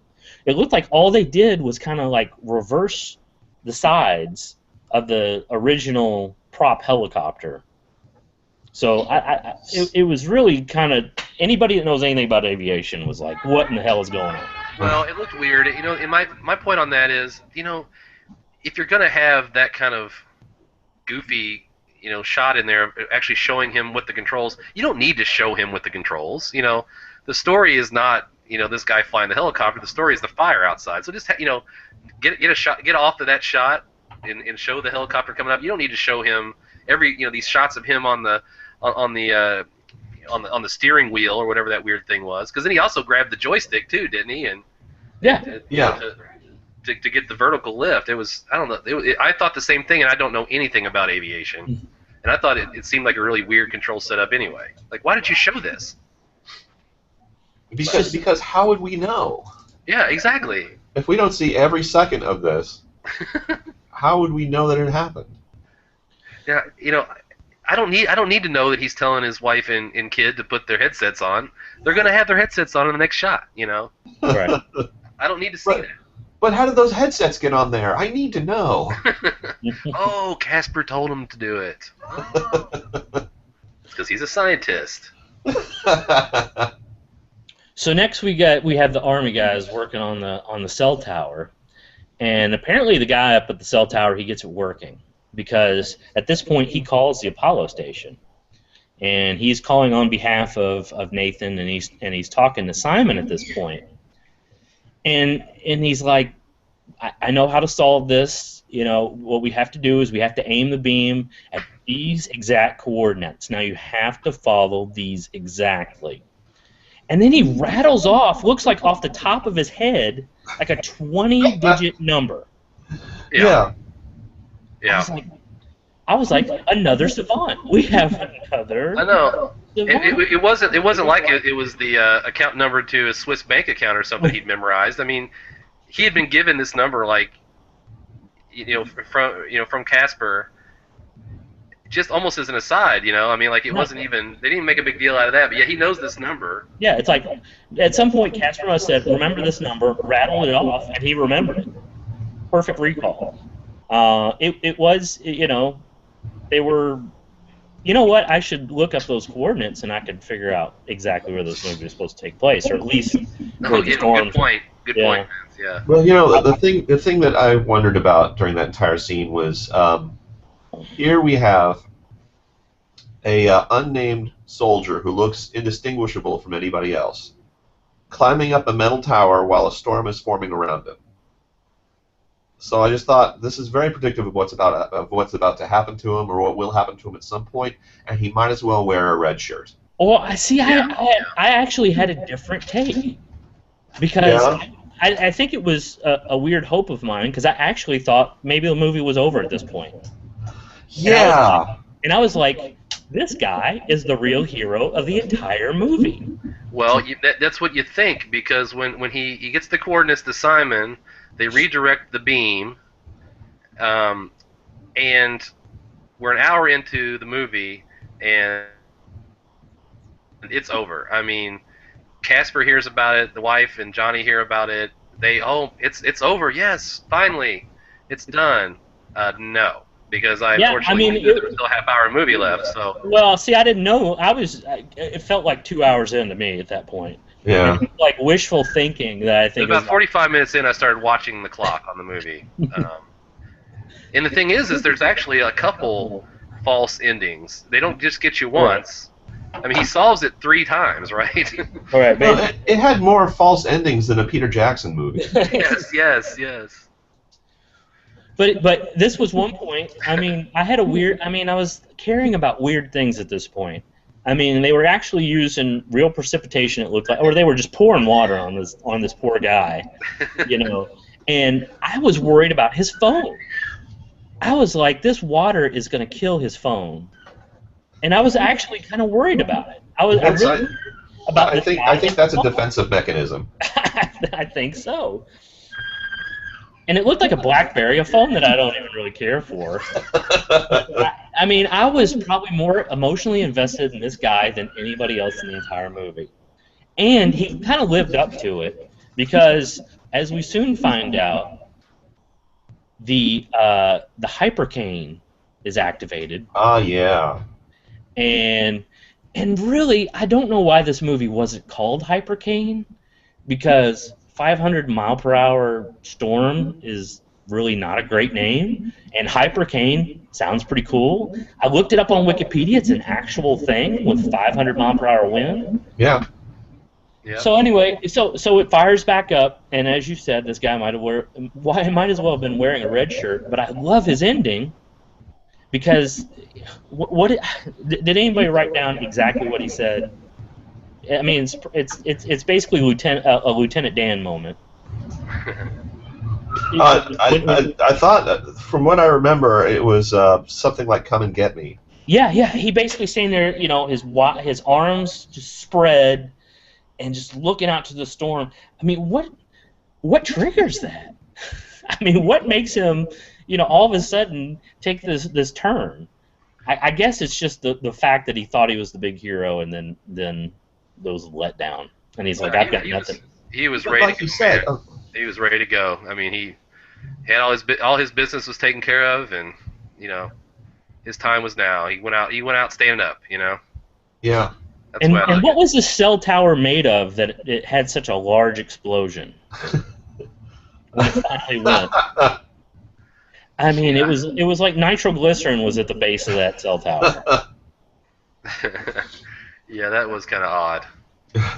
That was kind of odd. It was a big explosion, and the top just disappeared. But Vince, you're right. I mean, up to that point, he was probably the most heroic person in the movie. Right. I mean, he was the guy. He was like, when Nathan's family was in trouble, he's like, I got this. He calls out to the Apollo station. He rattles off this long number, and for all we know, he really did. I mean, he didn't do anything wrong. I still don't understand why the hypercane still happened after that. Well, the coordinates were wrong, right? Wasn't that the? Oh yeah. The whole thing was moving. Yeah, Dr. Casper said that the data I'm getting is not current enough. So the way I took that is, that would have been the center of those storms had it been 15 minutes earlier or something. I don't know. Everything that was affecting the phone earlier in time, it would have worked. It was off because they didn't have real time data. Yeah, the GPS on phones and everything was off. So okay, at this point, since the storm's going on, the helicopter is having trouble staying aloft, which brings the next scene, which is also another favorite of the movie. The helicopter crashes, and the scene is basically Casper, or Nathan, popping up, almost like the way that you see like vampires popping up in a casket or something from the waist. Just pops up with this look on his face, almost like, was I dreaming this? Well, meanwhile, they cut away, the family's running up, and this helicopter is just torn to shreds around them. But they're fine. Yeah. These people are indestructible, much like Captain Wright, as we're going to find out. Sorry, I keep going back. Well, they kept relaxed during the crash. They didn't stiffen up. Well, he told them to put their seatbelts on, guys. Right. I think we just found out why they made such a point of saying that. I mean, it's obviously the evolution of Johnny at this point. He's obviously grown up, because at the beginning of the movie, he was going apeshit just because it was raining and storming, and he just survived a helicopter crash, and he's he's holding it together. Yeah. So then they walk in on the guy that's supposed to be fixing the generator, and we find out that his line earlier of "I would do it myself, but I have to fix the generators" was kind of a ruse, just so he could because it was obvious he couldn't fix the generator because he was trying, and they show him kicking it over, but it was really so he could eat his crackers and peanut butter. Yes. He's obviously the typical lazy he had really army some clear person. motivation in the whole film. Yeah, exactly. And he knew how to plan, unlike everybody else. Well, yeah, when he hadn't resorted to cannibalism yet. He still had plenty of store-bought food provisions. As long as he had his crackers and peanut butter, he's good. And I was gonna say. They spent like 8 or 9 minutes showing him doing that. I mean, it was a long time, I felt. I mean, it was probably really like 45 seconds. Well, we're in the part of the movie now where they stretch things. This is the part where they started to lose me, I have to admit, because it just stretched some of these things. And I have to go back to one thing about the hypercane. You guys know my position on this. They refer to it as an F10 hypercane. And that is just blows the science out of the water for me. You do not refer to a hurricane or a hypercane as a F10. It's a category. Say it's a category 10 for God's sake. Like Cat 10 or something like that. Exactly. Now I tried to argue the point of the movie for a while today, but we actually went to a source. We actually went to a meteorologist to solve this today, and did find out that you are never to refer to a hurricane with the Fujita scale to begin with, and now the actual usage is EF, right? So the enhanced Fujita scale. So. And it only goes to 5. Right. Yeah, right. In actuality, it only goes to 5, and the F6 is a theoretical, quote unquote, incomprehensible tornado. But yeah, so that really, up to that point, I kind of was biased, but when they started mucking it up like that, I couldn't take them seriously any longer. They started to lose me a little bit, I have to admit. Well, yeah, because all the science up to that point was completely solid. But right. I have to ask something here though. I wrote down this quote, and I think it was Gage that said it. When they're in the station and the hypercane is going to wipe out all human life on the planet. I think it was maybe Simon that says, "Well, aren't you worried about your family?" And I think it was Gage that went, "I never got along with my family." Yeah, yeah. And it was like the only it was a really weird line, I thought. Yeah, because earlier we saw the other, this place was manned by about 6 people, and we saw it's the weekend leave earlier, and the quote was, they've gone to die with their family. They're in the middle of the Gulf. Yeah. Oh man. Yeah. And I can see the rowboat, and I am out of here. So I mean, that reveals a lot about the Gage character just from that line alone. We kind of get an insight into his motivation. He's obviously a driven person. He's got nothing to lose, man. But he does change during the movie. He grows. His journey is somewhat interesting, I guess. I mean, you could argue maybe the movie's about him. I don't know. Yeah. So, but at this point, Simon's had enough, and he's going to get that beam going straight down, and he starts. He goes into just like the adjacent room, and something is jammed or frozen up or seized, and the best course of action he sees at this point is to take a fire extinguisher and start hammering it. Yeah. So he does that for a while. Again, a very, we like this guy, but just not very, competent, really. And and I felt like something was going to happen right then. I thought something was going to blow up, in this guy's face, and it didn't happen. But I mean, there's something coming. So he goes down to a lower area, and he starts messing with gauges. And he talks to the other guy upstairs. He's like, "Let me know when it gets to 185." I don't know what they're talking about anymore. It doesn't make any sense to me. He's just hitting gauges, and they're like 160, 165, and it's leveling out. And so he starts looking. So there's a big pipe that says what, chlorine gas? Yeah. Chlorine something. I mean, you just know it's bad. And he looks, and then there's like a bunch of wires hanging out. And he's like, "Oh, well, here we go." He's like, "I think I got it," or something. And I don't know what makes him think this. And I was actually thinking at that point, I was like, "Is there something deeper in this? Was there sabotage? Because those wires should not just be hanging out like that." Right.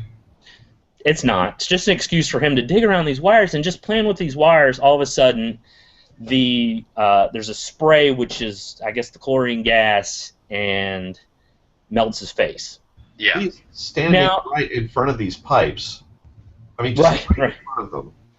And he makes very little effort to get away from it once it starts, too. I mean, no, he just starts screaming, He just kind of takes his medicine, Now, what gets me is, so the guys upstairs hear the screaming on the radio.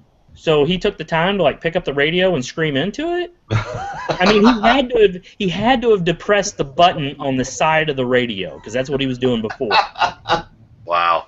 So he's in this panic state, I guess, and I guess he's just got enough presence of mind to pick up that radio and hit it and scream. He just wanted everybody to know how he feels. Yeah, so they run down there, his face is burned or whatever, and we find out. We really don't know at that point if he's alive or dead. We find out later that he's dead. Right. And I think that's when Gage really kind of comes around. I really think that's a big turning point, you know. He's just seen a man die, a man that he respects. The funny thing is, I think that Johnny and Gage are the only two people who have a hero's journey in this. Yeah.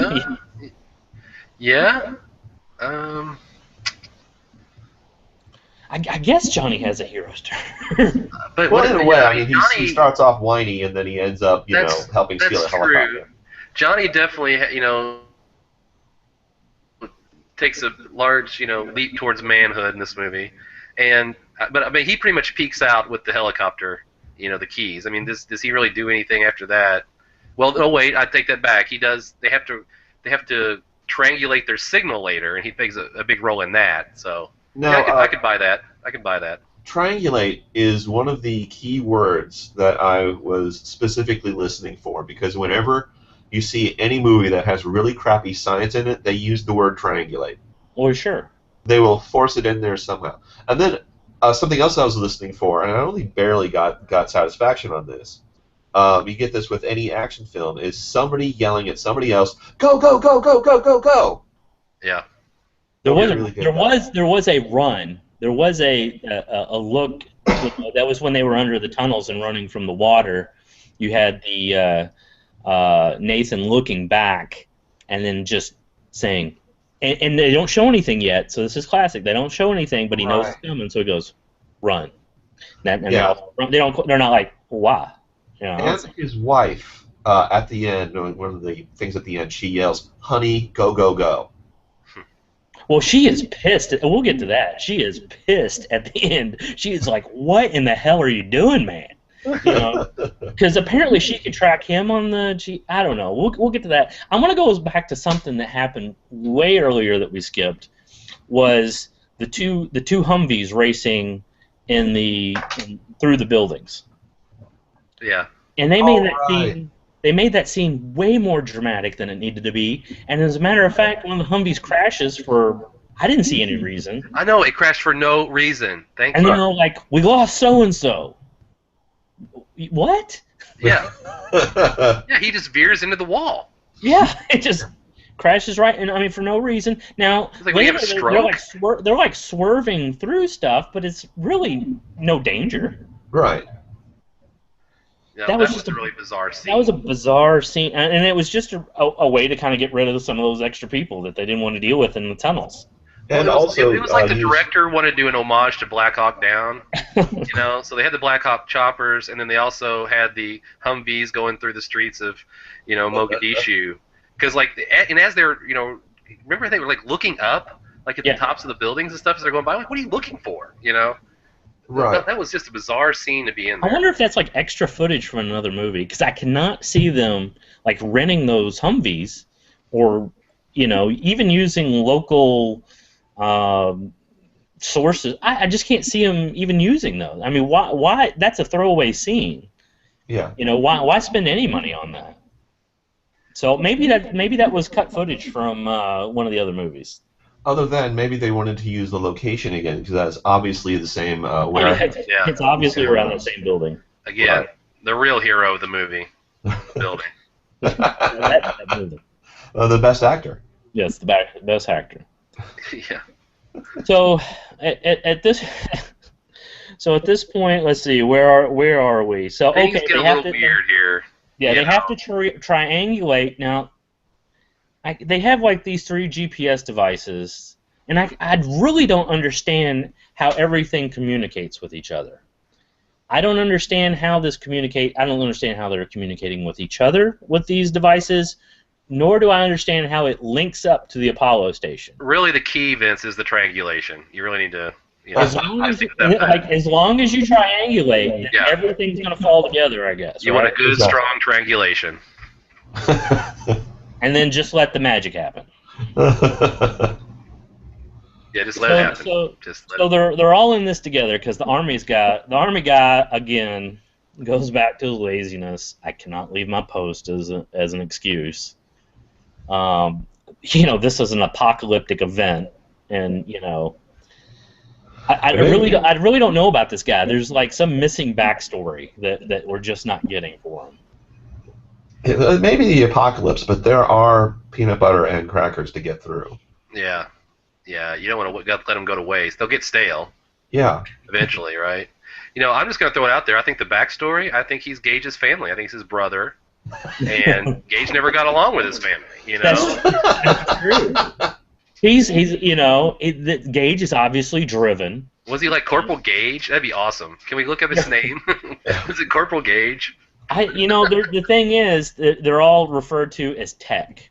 Oh, and I'm only assuming that he's Tech Oxenberg. Yeah. There's a Tech Oxenberg, and it's got to be him. Which I believe wasn't Oxenberg. Was that John Candy's name in Stripes? Oh, he was Ox. Yeah, he was Ox. I don't know if it was Oxenberg. He was Ox for short. I'm gonna have to look that up now. You think the director was sneaking in an homage? Yeah, I think it was sort of Black Hawk Down meets Stripes. Well, it just refers to him as Ox, which I think I know he had a longer name than that. Yeah, well I think he says his name when they go through and give their stories, in the beginning. Right. You guys keep talking, because I'm gonna hunt this down. All right, so we get a triangulated signal, right? I mean, really, it's the whole family working together. Right. Which I think that one of the journeys in the movie was they seemed so kind of at odds with each other earlier in the movie. It seemed like the father hadn't really been around a whole lot, but maybe he'd left the Apollo station to be closer to his kid, or something. They never really fleshed that out. But at the end of the movie, or towards the end of the movie now, where they're triangulating and they all have to work together. And that was pretty inspiring. However, I guess is that the point where Casper ends up hanging doing a one-handed handstand? Yes. With the GPS in the other hand? Yes. Yeah. That was so bizarre, and it looked like he was in another scene where it looked like he was enjoying it, like he was smiling. Yes, exactly. Yes, he was smiling. Maybe that's his look of pain. Or... Well, that brings me to my big Casper observation, and I've said this before this movie, and this movie didn't let me down. Is he just his teeth the entire time? It's either a show of determination, it's a smile, it's grit, I don't know, whatever, but it's like he's always just with his teeth, and in some of those scenes it started to look like a smile when it really was inappropriate to be smiling at that point. He's got great teeth. Oh, he's got great teeth and a strong jaw. I mean, I'd show it off too if I were him. But it just he did the same thing throughout Starship Troopers and other things I've seen him in. Or it's kind of funny. Yeah, but I mean, he sort of has that all-American boy smile the entire time, even when he should be not smiling. Yeah. But okay, John Candy was Dewey Oxburger. So close. Yeah, Oxburger. So Oxenberg. I mean, it's close. So I think there's definitely they're definitely referencing it. The age that guy is in the movie, he is older. I think maybe they're supposed to be the same character. That this happens in the Stripes universe. I mean, I guess it's possible, but Ox was doing a European tour last time we saw him, though, right? So. Well, I mean, you transfer. Yeah. I mean, by that maybe time, got an easier gig. He's the cracker and peanut butter corporal of this outfit. and Captain Wright was definitely a Captain Hulk, Sergeant Hulk type. I don't know. This was maybe. He? I guess he was. This movie was a remake of Stripes, or a sequel, possibly. I would like to think sequel. I could see it as Stripes 2, the 500-mile-per-hour storm. Yes. But yeah, so we end up with the scene where Like I was saying, where you get the Casper Von Dien handstand with the GPS in the other hand, and Well, even though it looks like he's enjoying it, it looks like he's getting ready to, he's not gonna make it. wait a minute. Don't give the big reveal yet, because there's more to this scene. Okay. Getting there, and it's Oh God. his wife. For one, his wife is just pissed because she's like, come on, Nathan, come on, like Nathan hasn't been trying to come on the whole movie, he has been like the Rock, the entire movie. The point that doesn't move, give him some slack at this point. He's gonna come through, lady, But isn't it?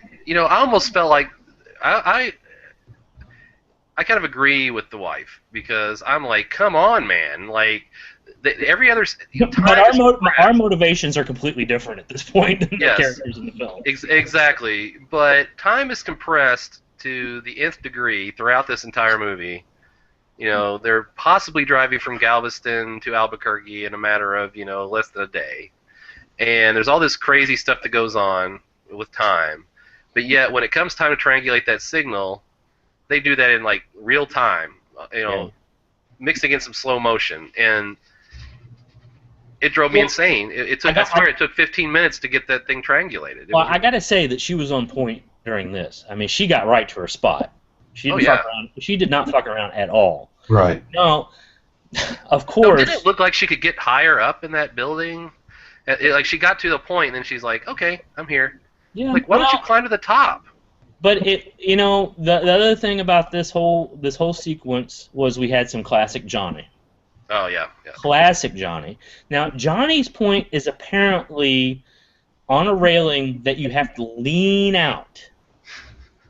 Right.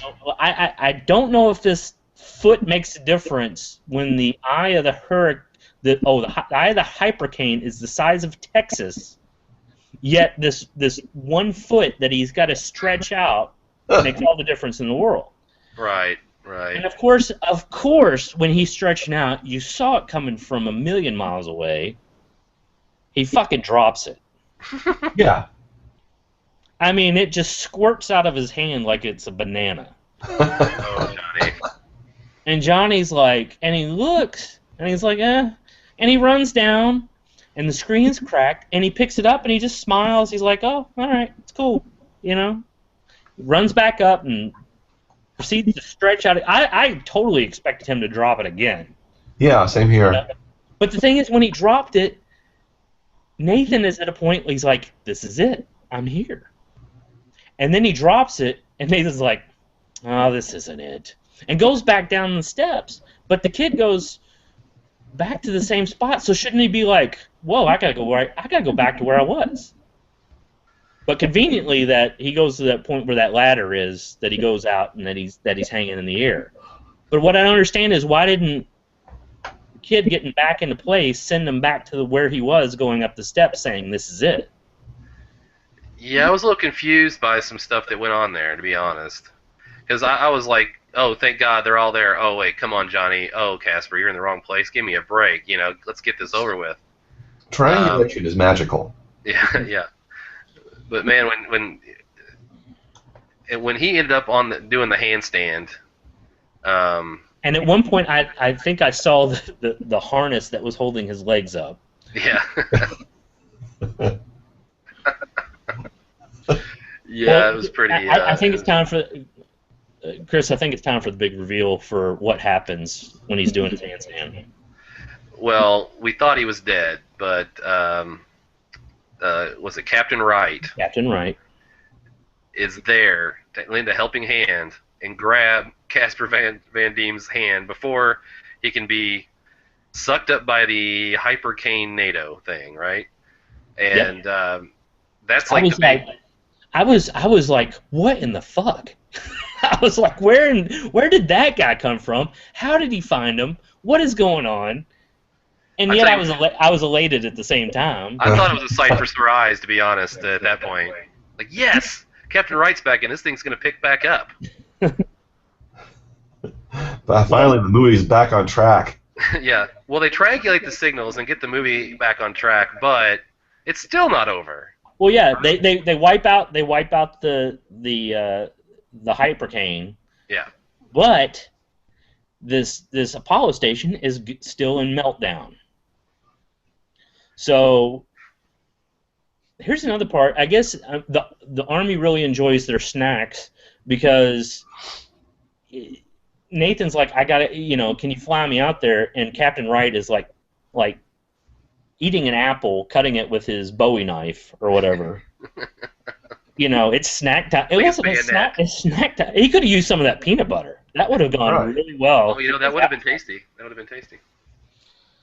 So they're flying out there, and they're talking to Gage on the phone, and then he's like, Nathan's like, you got to point the beam straight down. And Gage is the one the entire movie that's been saying this is impossible. Right. But then he's like, all right. Exactly. Sits down at the computer, hits a few keys. It's go. That's it. And you see the beam going into the water. I don't know what the origin of the beam is at all. Yeah, that didn't make any sense, but because the station was sitting on the water. It wasn't raised on a platform, but the beam was going straight down the water. Was starting to cause a whirlpool, and apparently really had no effect whatsoever because that had nothing to do with the ending, did it? No. No, well, no. I think the only thing is that Casper says something to the effect of, "We need to blow that up," and they're like, "Well, how's that going to help?" Well, the beam is pointing straight down. He didn't say that. Doesn't he say something to that effect? He's like, I got to blow this up, and they're like, is that going to work? And he's like, I don't know. Well, he says the beam. He says something like, yeah, or is it the beam? I don't know. I don't know what it'll do. Yeah, I don't think he knows what anything's going to happen. He doesn't know what anything's going to do at this point. He's a terrible scientist. So he's flying this Black Hawk out there, and he's like, how do I fire this thing? And Captain Wright's like, you got to pull the trigger. So he pulls the trigger immediately. Yeah. Well, you got to wait for that. You got to wait for the tracking to lock on. Yeah. So he gets to have a Luke Skywalker moment. Yeah, it's like, it just goes straight into the water. He's like, way to go. Now you've got one missile. So I'm thinking, this thing is supposed to be going down to meltdown. Now I've never heard of like a nuclear reactor or anything. Say it's like Fukushima or something, and it's going into meltdown. I've never heard the solution be, let's blow it up. Shoot a missile at it. Yeah. It doesn't seem like an effective way to handle it, really. It's unconventional, but that's what makes him a great scientist, because he thinks outside the box. That's right. And he's willing to take a risk. He doesn't allow himself to be confined by fact. Right. So he gets off the second missile. Oh, by the way, Gage and the curly-haired goatee guy, they take off in the helicopter, so they're safe. They're all good because one of the things he tells them when he says, point the beam down and get the hell out of there. So that we never see them again after that. We just know they flew off. So the missile goes into the Apollo station and probably chews up 30% of the budget because I think that was the best CGI in the movie. And it wasn't that good. It wasn't good. I'll give you that. No, it wasn't good, but it was probably the best. Well, you missed a good line there though, because my favorite is when Casper wastes the first missile, and he only has one left. He's getting ready to shoot it. He looks a little hesitant, and Captain Wright, if I remember correctly, says something like, "You want me to do it?" Like, dude, all he's doing is pulling a trigger at that point. And then I think afterwards, Captain says, "Great shot, kid. That was 1 in a million."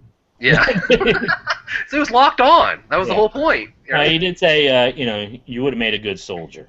Yeah, that was great. I mean, I don't know if that was ever an aspiration of Nathan. Maybe there's more we don't know there. It's just well, that he funny. excelled in basic training in Starship Troopers. I mean, well, he was squad leader for a while. it's a well, you know what? It's another Stripes reference. Oh, true. Yeah. That makes total sense. I think he was the scientist that developed the RV in Stripes. I think you're right. So wish Bill Murray everybody's finally like, it's over, you know. Johnny is beside himself. Mona's happy. Not as beside himself as I was. Oh, and then they pull back when they're on the tarmac. Yeah, they land, and it's the family together.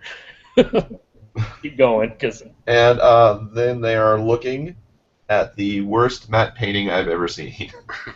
and I am including the matte paintings I have seen at my daughter's elementary school drama productions. I mean, the perspective was all wrong. I mean, there was cars to the side that looked like they were about 3 feet long. Yes. Yeah. It was like at that point, everybody's like, all right, we give up. You know, do we have anything that we could just throw up on the screen to make it look like there was a lot of destruction? Sure. Who cares? Perspective's off. I don't care. Let's finish this up. Right.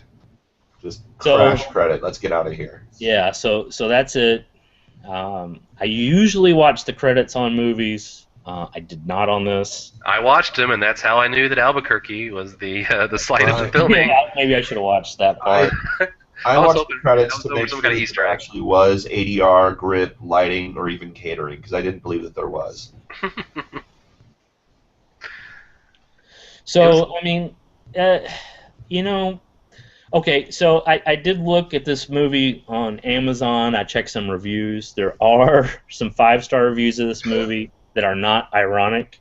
No. One of the 5-star reviews I came to find out is they liked it because they said it makes the best drinking game ever, which I believe. Oh, well, that I could buy, yeah. Yeah. I mean, you know, every time Johnny speaks, you know, every time someone says, "Did you hear that?" Yeah, that's good. I mean, there's plenty of stuff. Some of them were like, this movie was much better than I expected, 5 stars. And the only thing we could figure is maybe the movie didn't play for them, and that made it better than expected. Or you know, they did not have explosive diarrhea at the end of the movie. Interns from the production team. Pretty much it.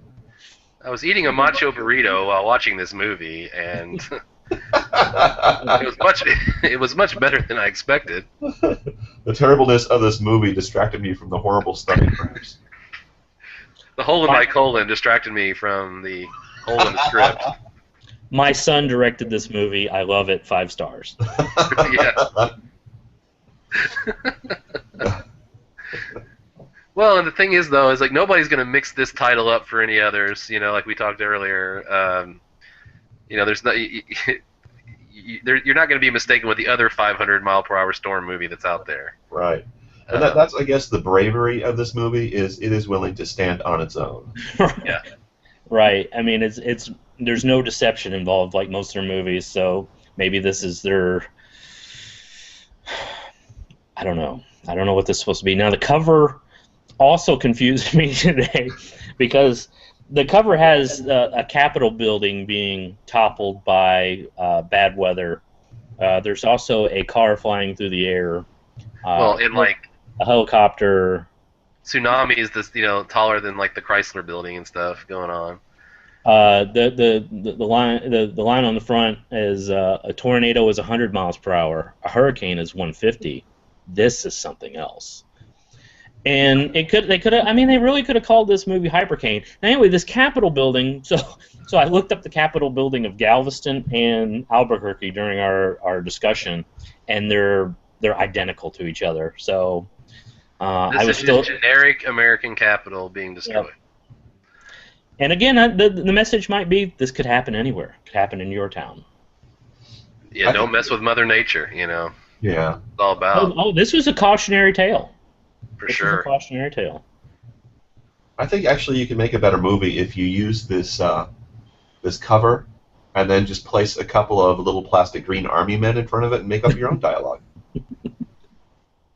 The cover is actually probably the best thing about this movie. I mean, it's well done. It's a well done Photoshop. Oh yeah, it's intense, man. It's definitely intense. So I think we've taken just as long as the movie to explain how bad this movie is. Yes. Yeah. Next time, let's just run the movie, and we'll just we don't have to take notes that way. We just narrate over it. So I mean, would either of you recommend this movie? Drinking game. Yeah. Yeah, drinking game's a good niche market for it. Honestly, I mean, just being completely honest here, like the first 20 minutes, half hour of it, I was actually pretty entertained with its badness. I mean, but it just doesn't hold up over the hour and a half that it is. I mean, that's my thing. So unless you're watching it as a drinking game, you run across it late night cable, watch the first 20-25 minutes of it, just go ahead and turn it off. I mean, do you think that these movies are kind of made with the so bad it's good in mind, or you think this was like a serious effort by these people? I don't. I think it was serious effort, personally. That's what I would. I mean, I think they're trying to, put out a movie that is actually telling the story of the hypercane, but they're doing it with no budget. They're doing it with very thin script, and just piecing together really parts of other movies to make it an hour and a half long. I think that they're doing it for the money. Yeah, that's true. They remind me of Roger Corman, who put out some extraordinarily terrible movies in the 50s through the 80s. But he also gave the start to a lot of very famous directors like Francis Ford Coppola.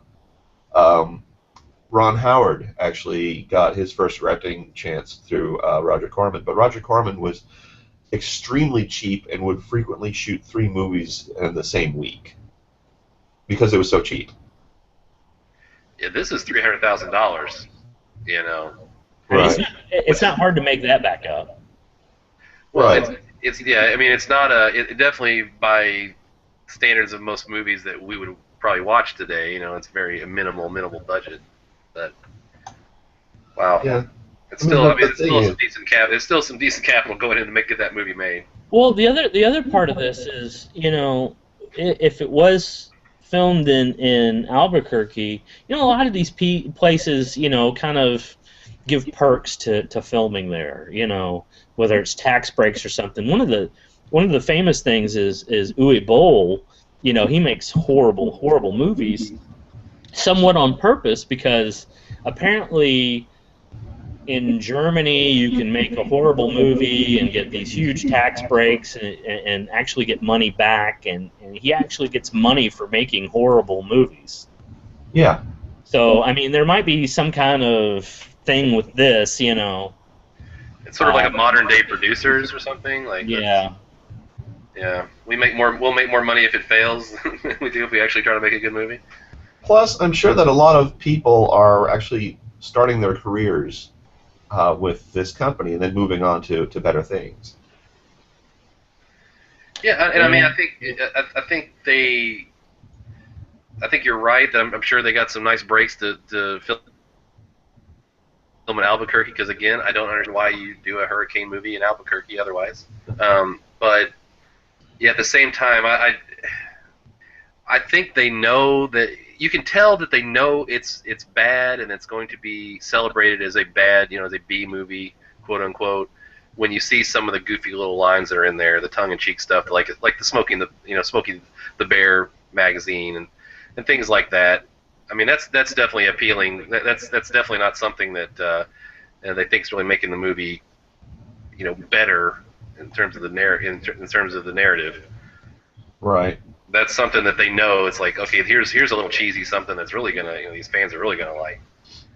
Now, something I guess I can say in favor of this movie is it exactly matched my expectations. Yeah, yeah. There's no surprise there. And especially within the first 5 minutes, I was like, oh yeah, this is as bad as advertised.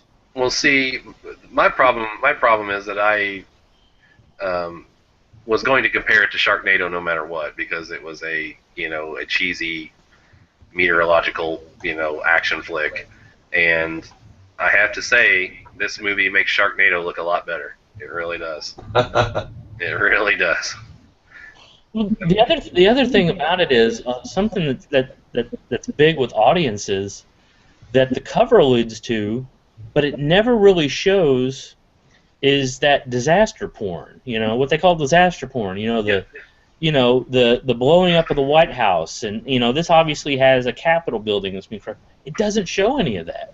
Right. Well, It alludes to it, but it doesn't show a single bit of it. Well, it's a movie about a 500-mile-per-hour storm, and aside from some NASA weather satellite footage, you really never see any kind of storm. I mean, you see the scene with the rising water, you'll see the wildfire, you see the lightning here and there, but you don't really get like the storm really destroying anything other than just what they can see out of their car window. You know what I mean?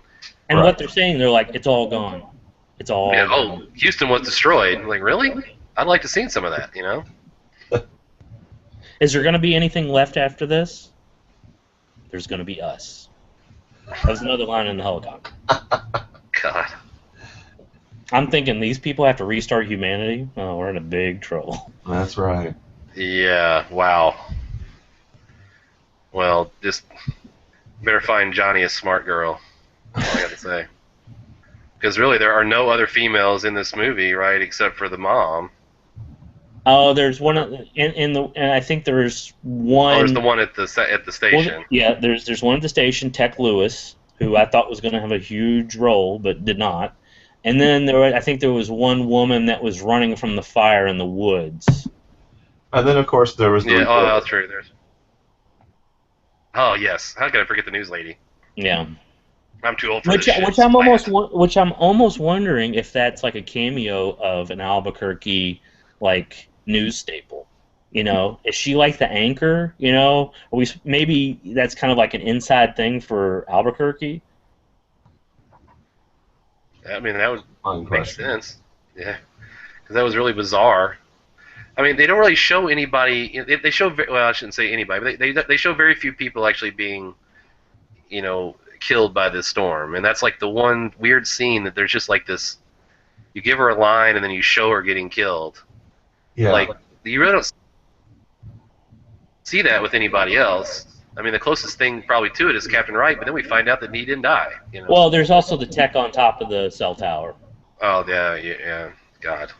But he went out. That was an heroic death, though. He went out on his own terms. Yeah, that was an heroic death. So the actress who was the reporter, no, she is not a local. She has also played TV newswoman number 2 in a Unspeakable 11 years ago, and then recently in The Deception as a bank teller. That was in 2012. Okay. Well, she's not an accomplished actress. Oh, you know what? This is the thing. She actually did the costumes and the wardrobe for the movie. Oh, there you go. There's some cost savings. Yep. Yeah, okay. Let me see what the take on. Yeah, interesting. Now, it seems like when I saw the credits, there were actually some other people doing dual roles listed twice in there. Yeah, there are. Now that you mention it. Yeah. This was not a theater release, so I do not have any box office numbers. Right. Which I guess is probably good news for all the other movies out there that had to go up against this. This is straight to video? Get out of here. Oh, this movie is also known as Hypercane. Oh. So, let's see. I don't know if it. Overseas title was Hypercane. Oh, that was the working title. Oh. So at some point, they decided 500-mile-per-hour storm was better. In France, on cable TV, it was known as supersonic storm. I like that. And the DVD title in France was Avis de Tempête. And then in Germany, it was also known as hypercane. So once again, Europe gets all the cool stuff. Yeah. Yeah. Not sure. I just don't know some of the thoughts. I think we pretty much torn this piece of crap to shreds. Yeah, I am all thought out. I mean, I think this movie is so bad. I think we really hit on every single scene. Was there any scenes that were like really redeeming? I mean, that you were like, this is. I mean, there's the Captain Wright reveal that he wasn't dead. That was good. I think they peaked early because I like the balloon NATO scene. Probably was my favorite. I think they peaked right out of the gate. I'm with you on that. Oh, I mean, I enjoyed the B-roll footage. I mean, I'm a sucker for some good satellite, some weather satellite footage, storms. Yeah, I like all the storms. The sped up, time-elapsed version of the storm. What about the music in this? Did anybody? I don't even know if I registered that there was music in this. I think it might have been that generic action type music. I don't recall any music at all. Didn't they have a closing theme? Maybe like that. Didn't they have a closing theme that actually had like some words and stuff though? Like it was kind of a bad song if I remember. I think you guys didn't watch the credits, so you. No, I think this was actually the. I've got a version of the closing song right here.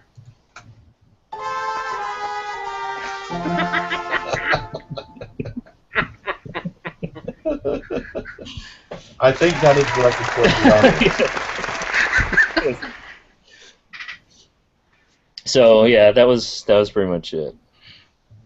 I have to say that people should watch this movie just to be able to feel good about movies in general. I'm someone I give a lot of movies the benefit of the doubt because I rate it based upon its own merits and if it accomplished what it was supposed to. In that aspect, this movie did very, very well. But it was so poorly done and so poorly written. I think it's a good measurement, of people that are complaining about movies in general. And I've just like the things I've heard about, say, like The Dark Knight Rises, and the complaints about that. Well, watch this movie and complain about The Dark Knight Rises. Yeah, it does make other movies seem better. So. I mean, there is definitely a craft of filmmaking, and this is what happens when someone completely shits on that craft. No, I do not disagree one bit with that. And I mean, hell, it's on Netflix. If you've got Netflix and you're looking for a way to, to unwind, drop in Hypercane, aka 500-mile-per-hour storm, and. Or if you want to feel like you're paying too much for Netflix. Yeah, that too. Like, you almost feel like sometimes you feel like Netflix is free. You watch this like, oh my god, and you can't have that time back in your life. After it took me 2 days to watch because I just simply could not sit through the whole thing in one sitting. Yeah, I fired right through it, and and the bad thing is, I kept falling asleep in the last 15 minutes, and I kept getting to the end and going, I don't know what they did, and I'd go back and watch it again and fall asleep again. And go, I don't know what it was they did to get, and then I realized they really didn't do anything to get here. You had missed a thing. I'd been better off just waking up for the credits. I powered through it. All right, guys, I say we end this thing. Once again, this is Don't Tell Me My Business About Bad Movies podcast. This was our first one. We apologize if there was any technical difficulties or any problems throughout. We're just trying this out for now. We'll be continuing, and we promise they'll get better. If you managed to make it through this entire podcast, thank you, and we'll be back soon to do another movie. We might do one that's slightly better. I'm Vince. You've heard Chris and John throughout. Any closing statement, guys? Ouch. Yeah. Oh man, yeah, my brain hurts. But hey, good first effort, guys. Yeah, good first effort. Thanks for having me along.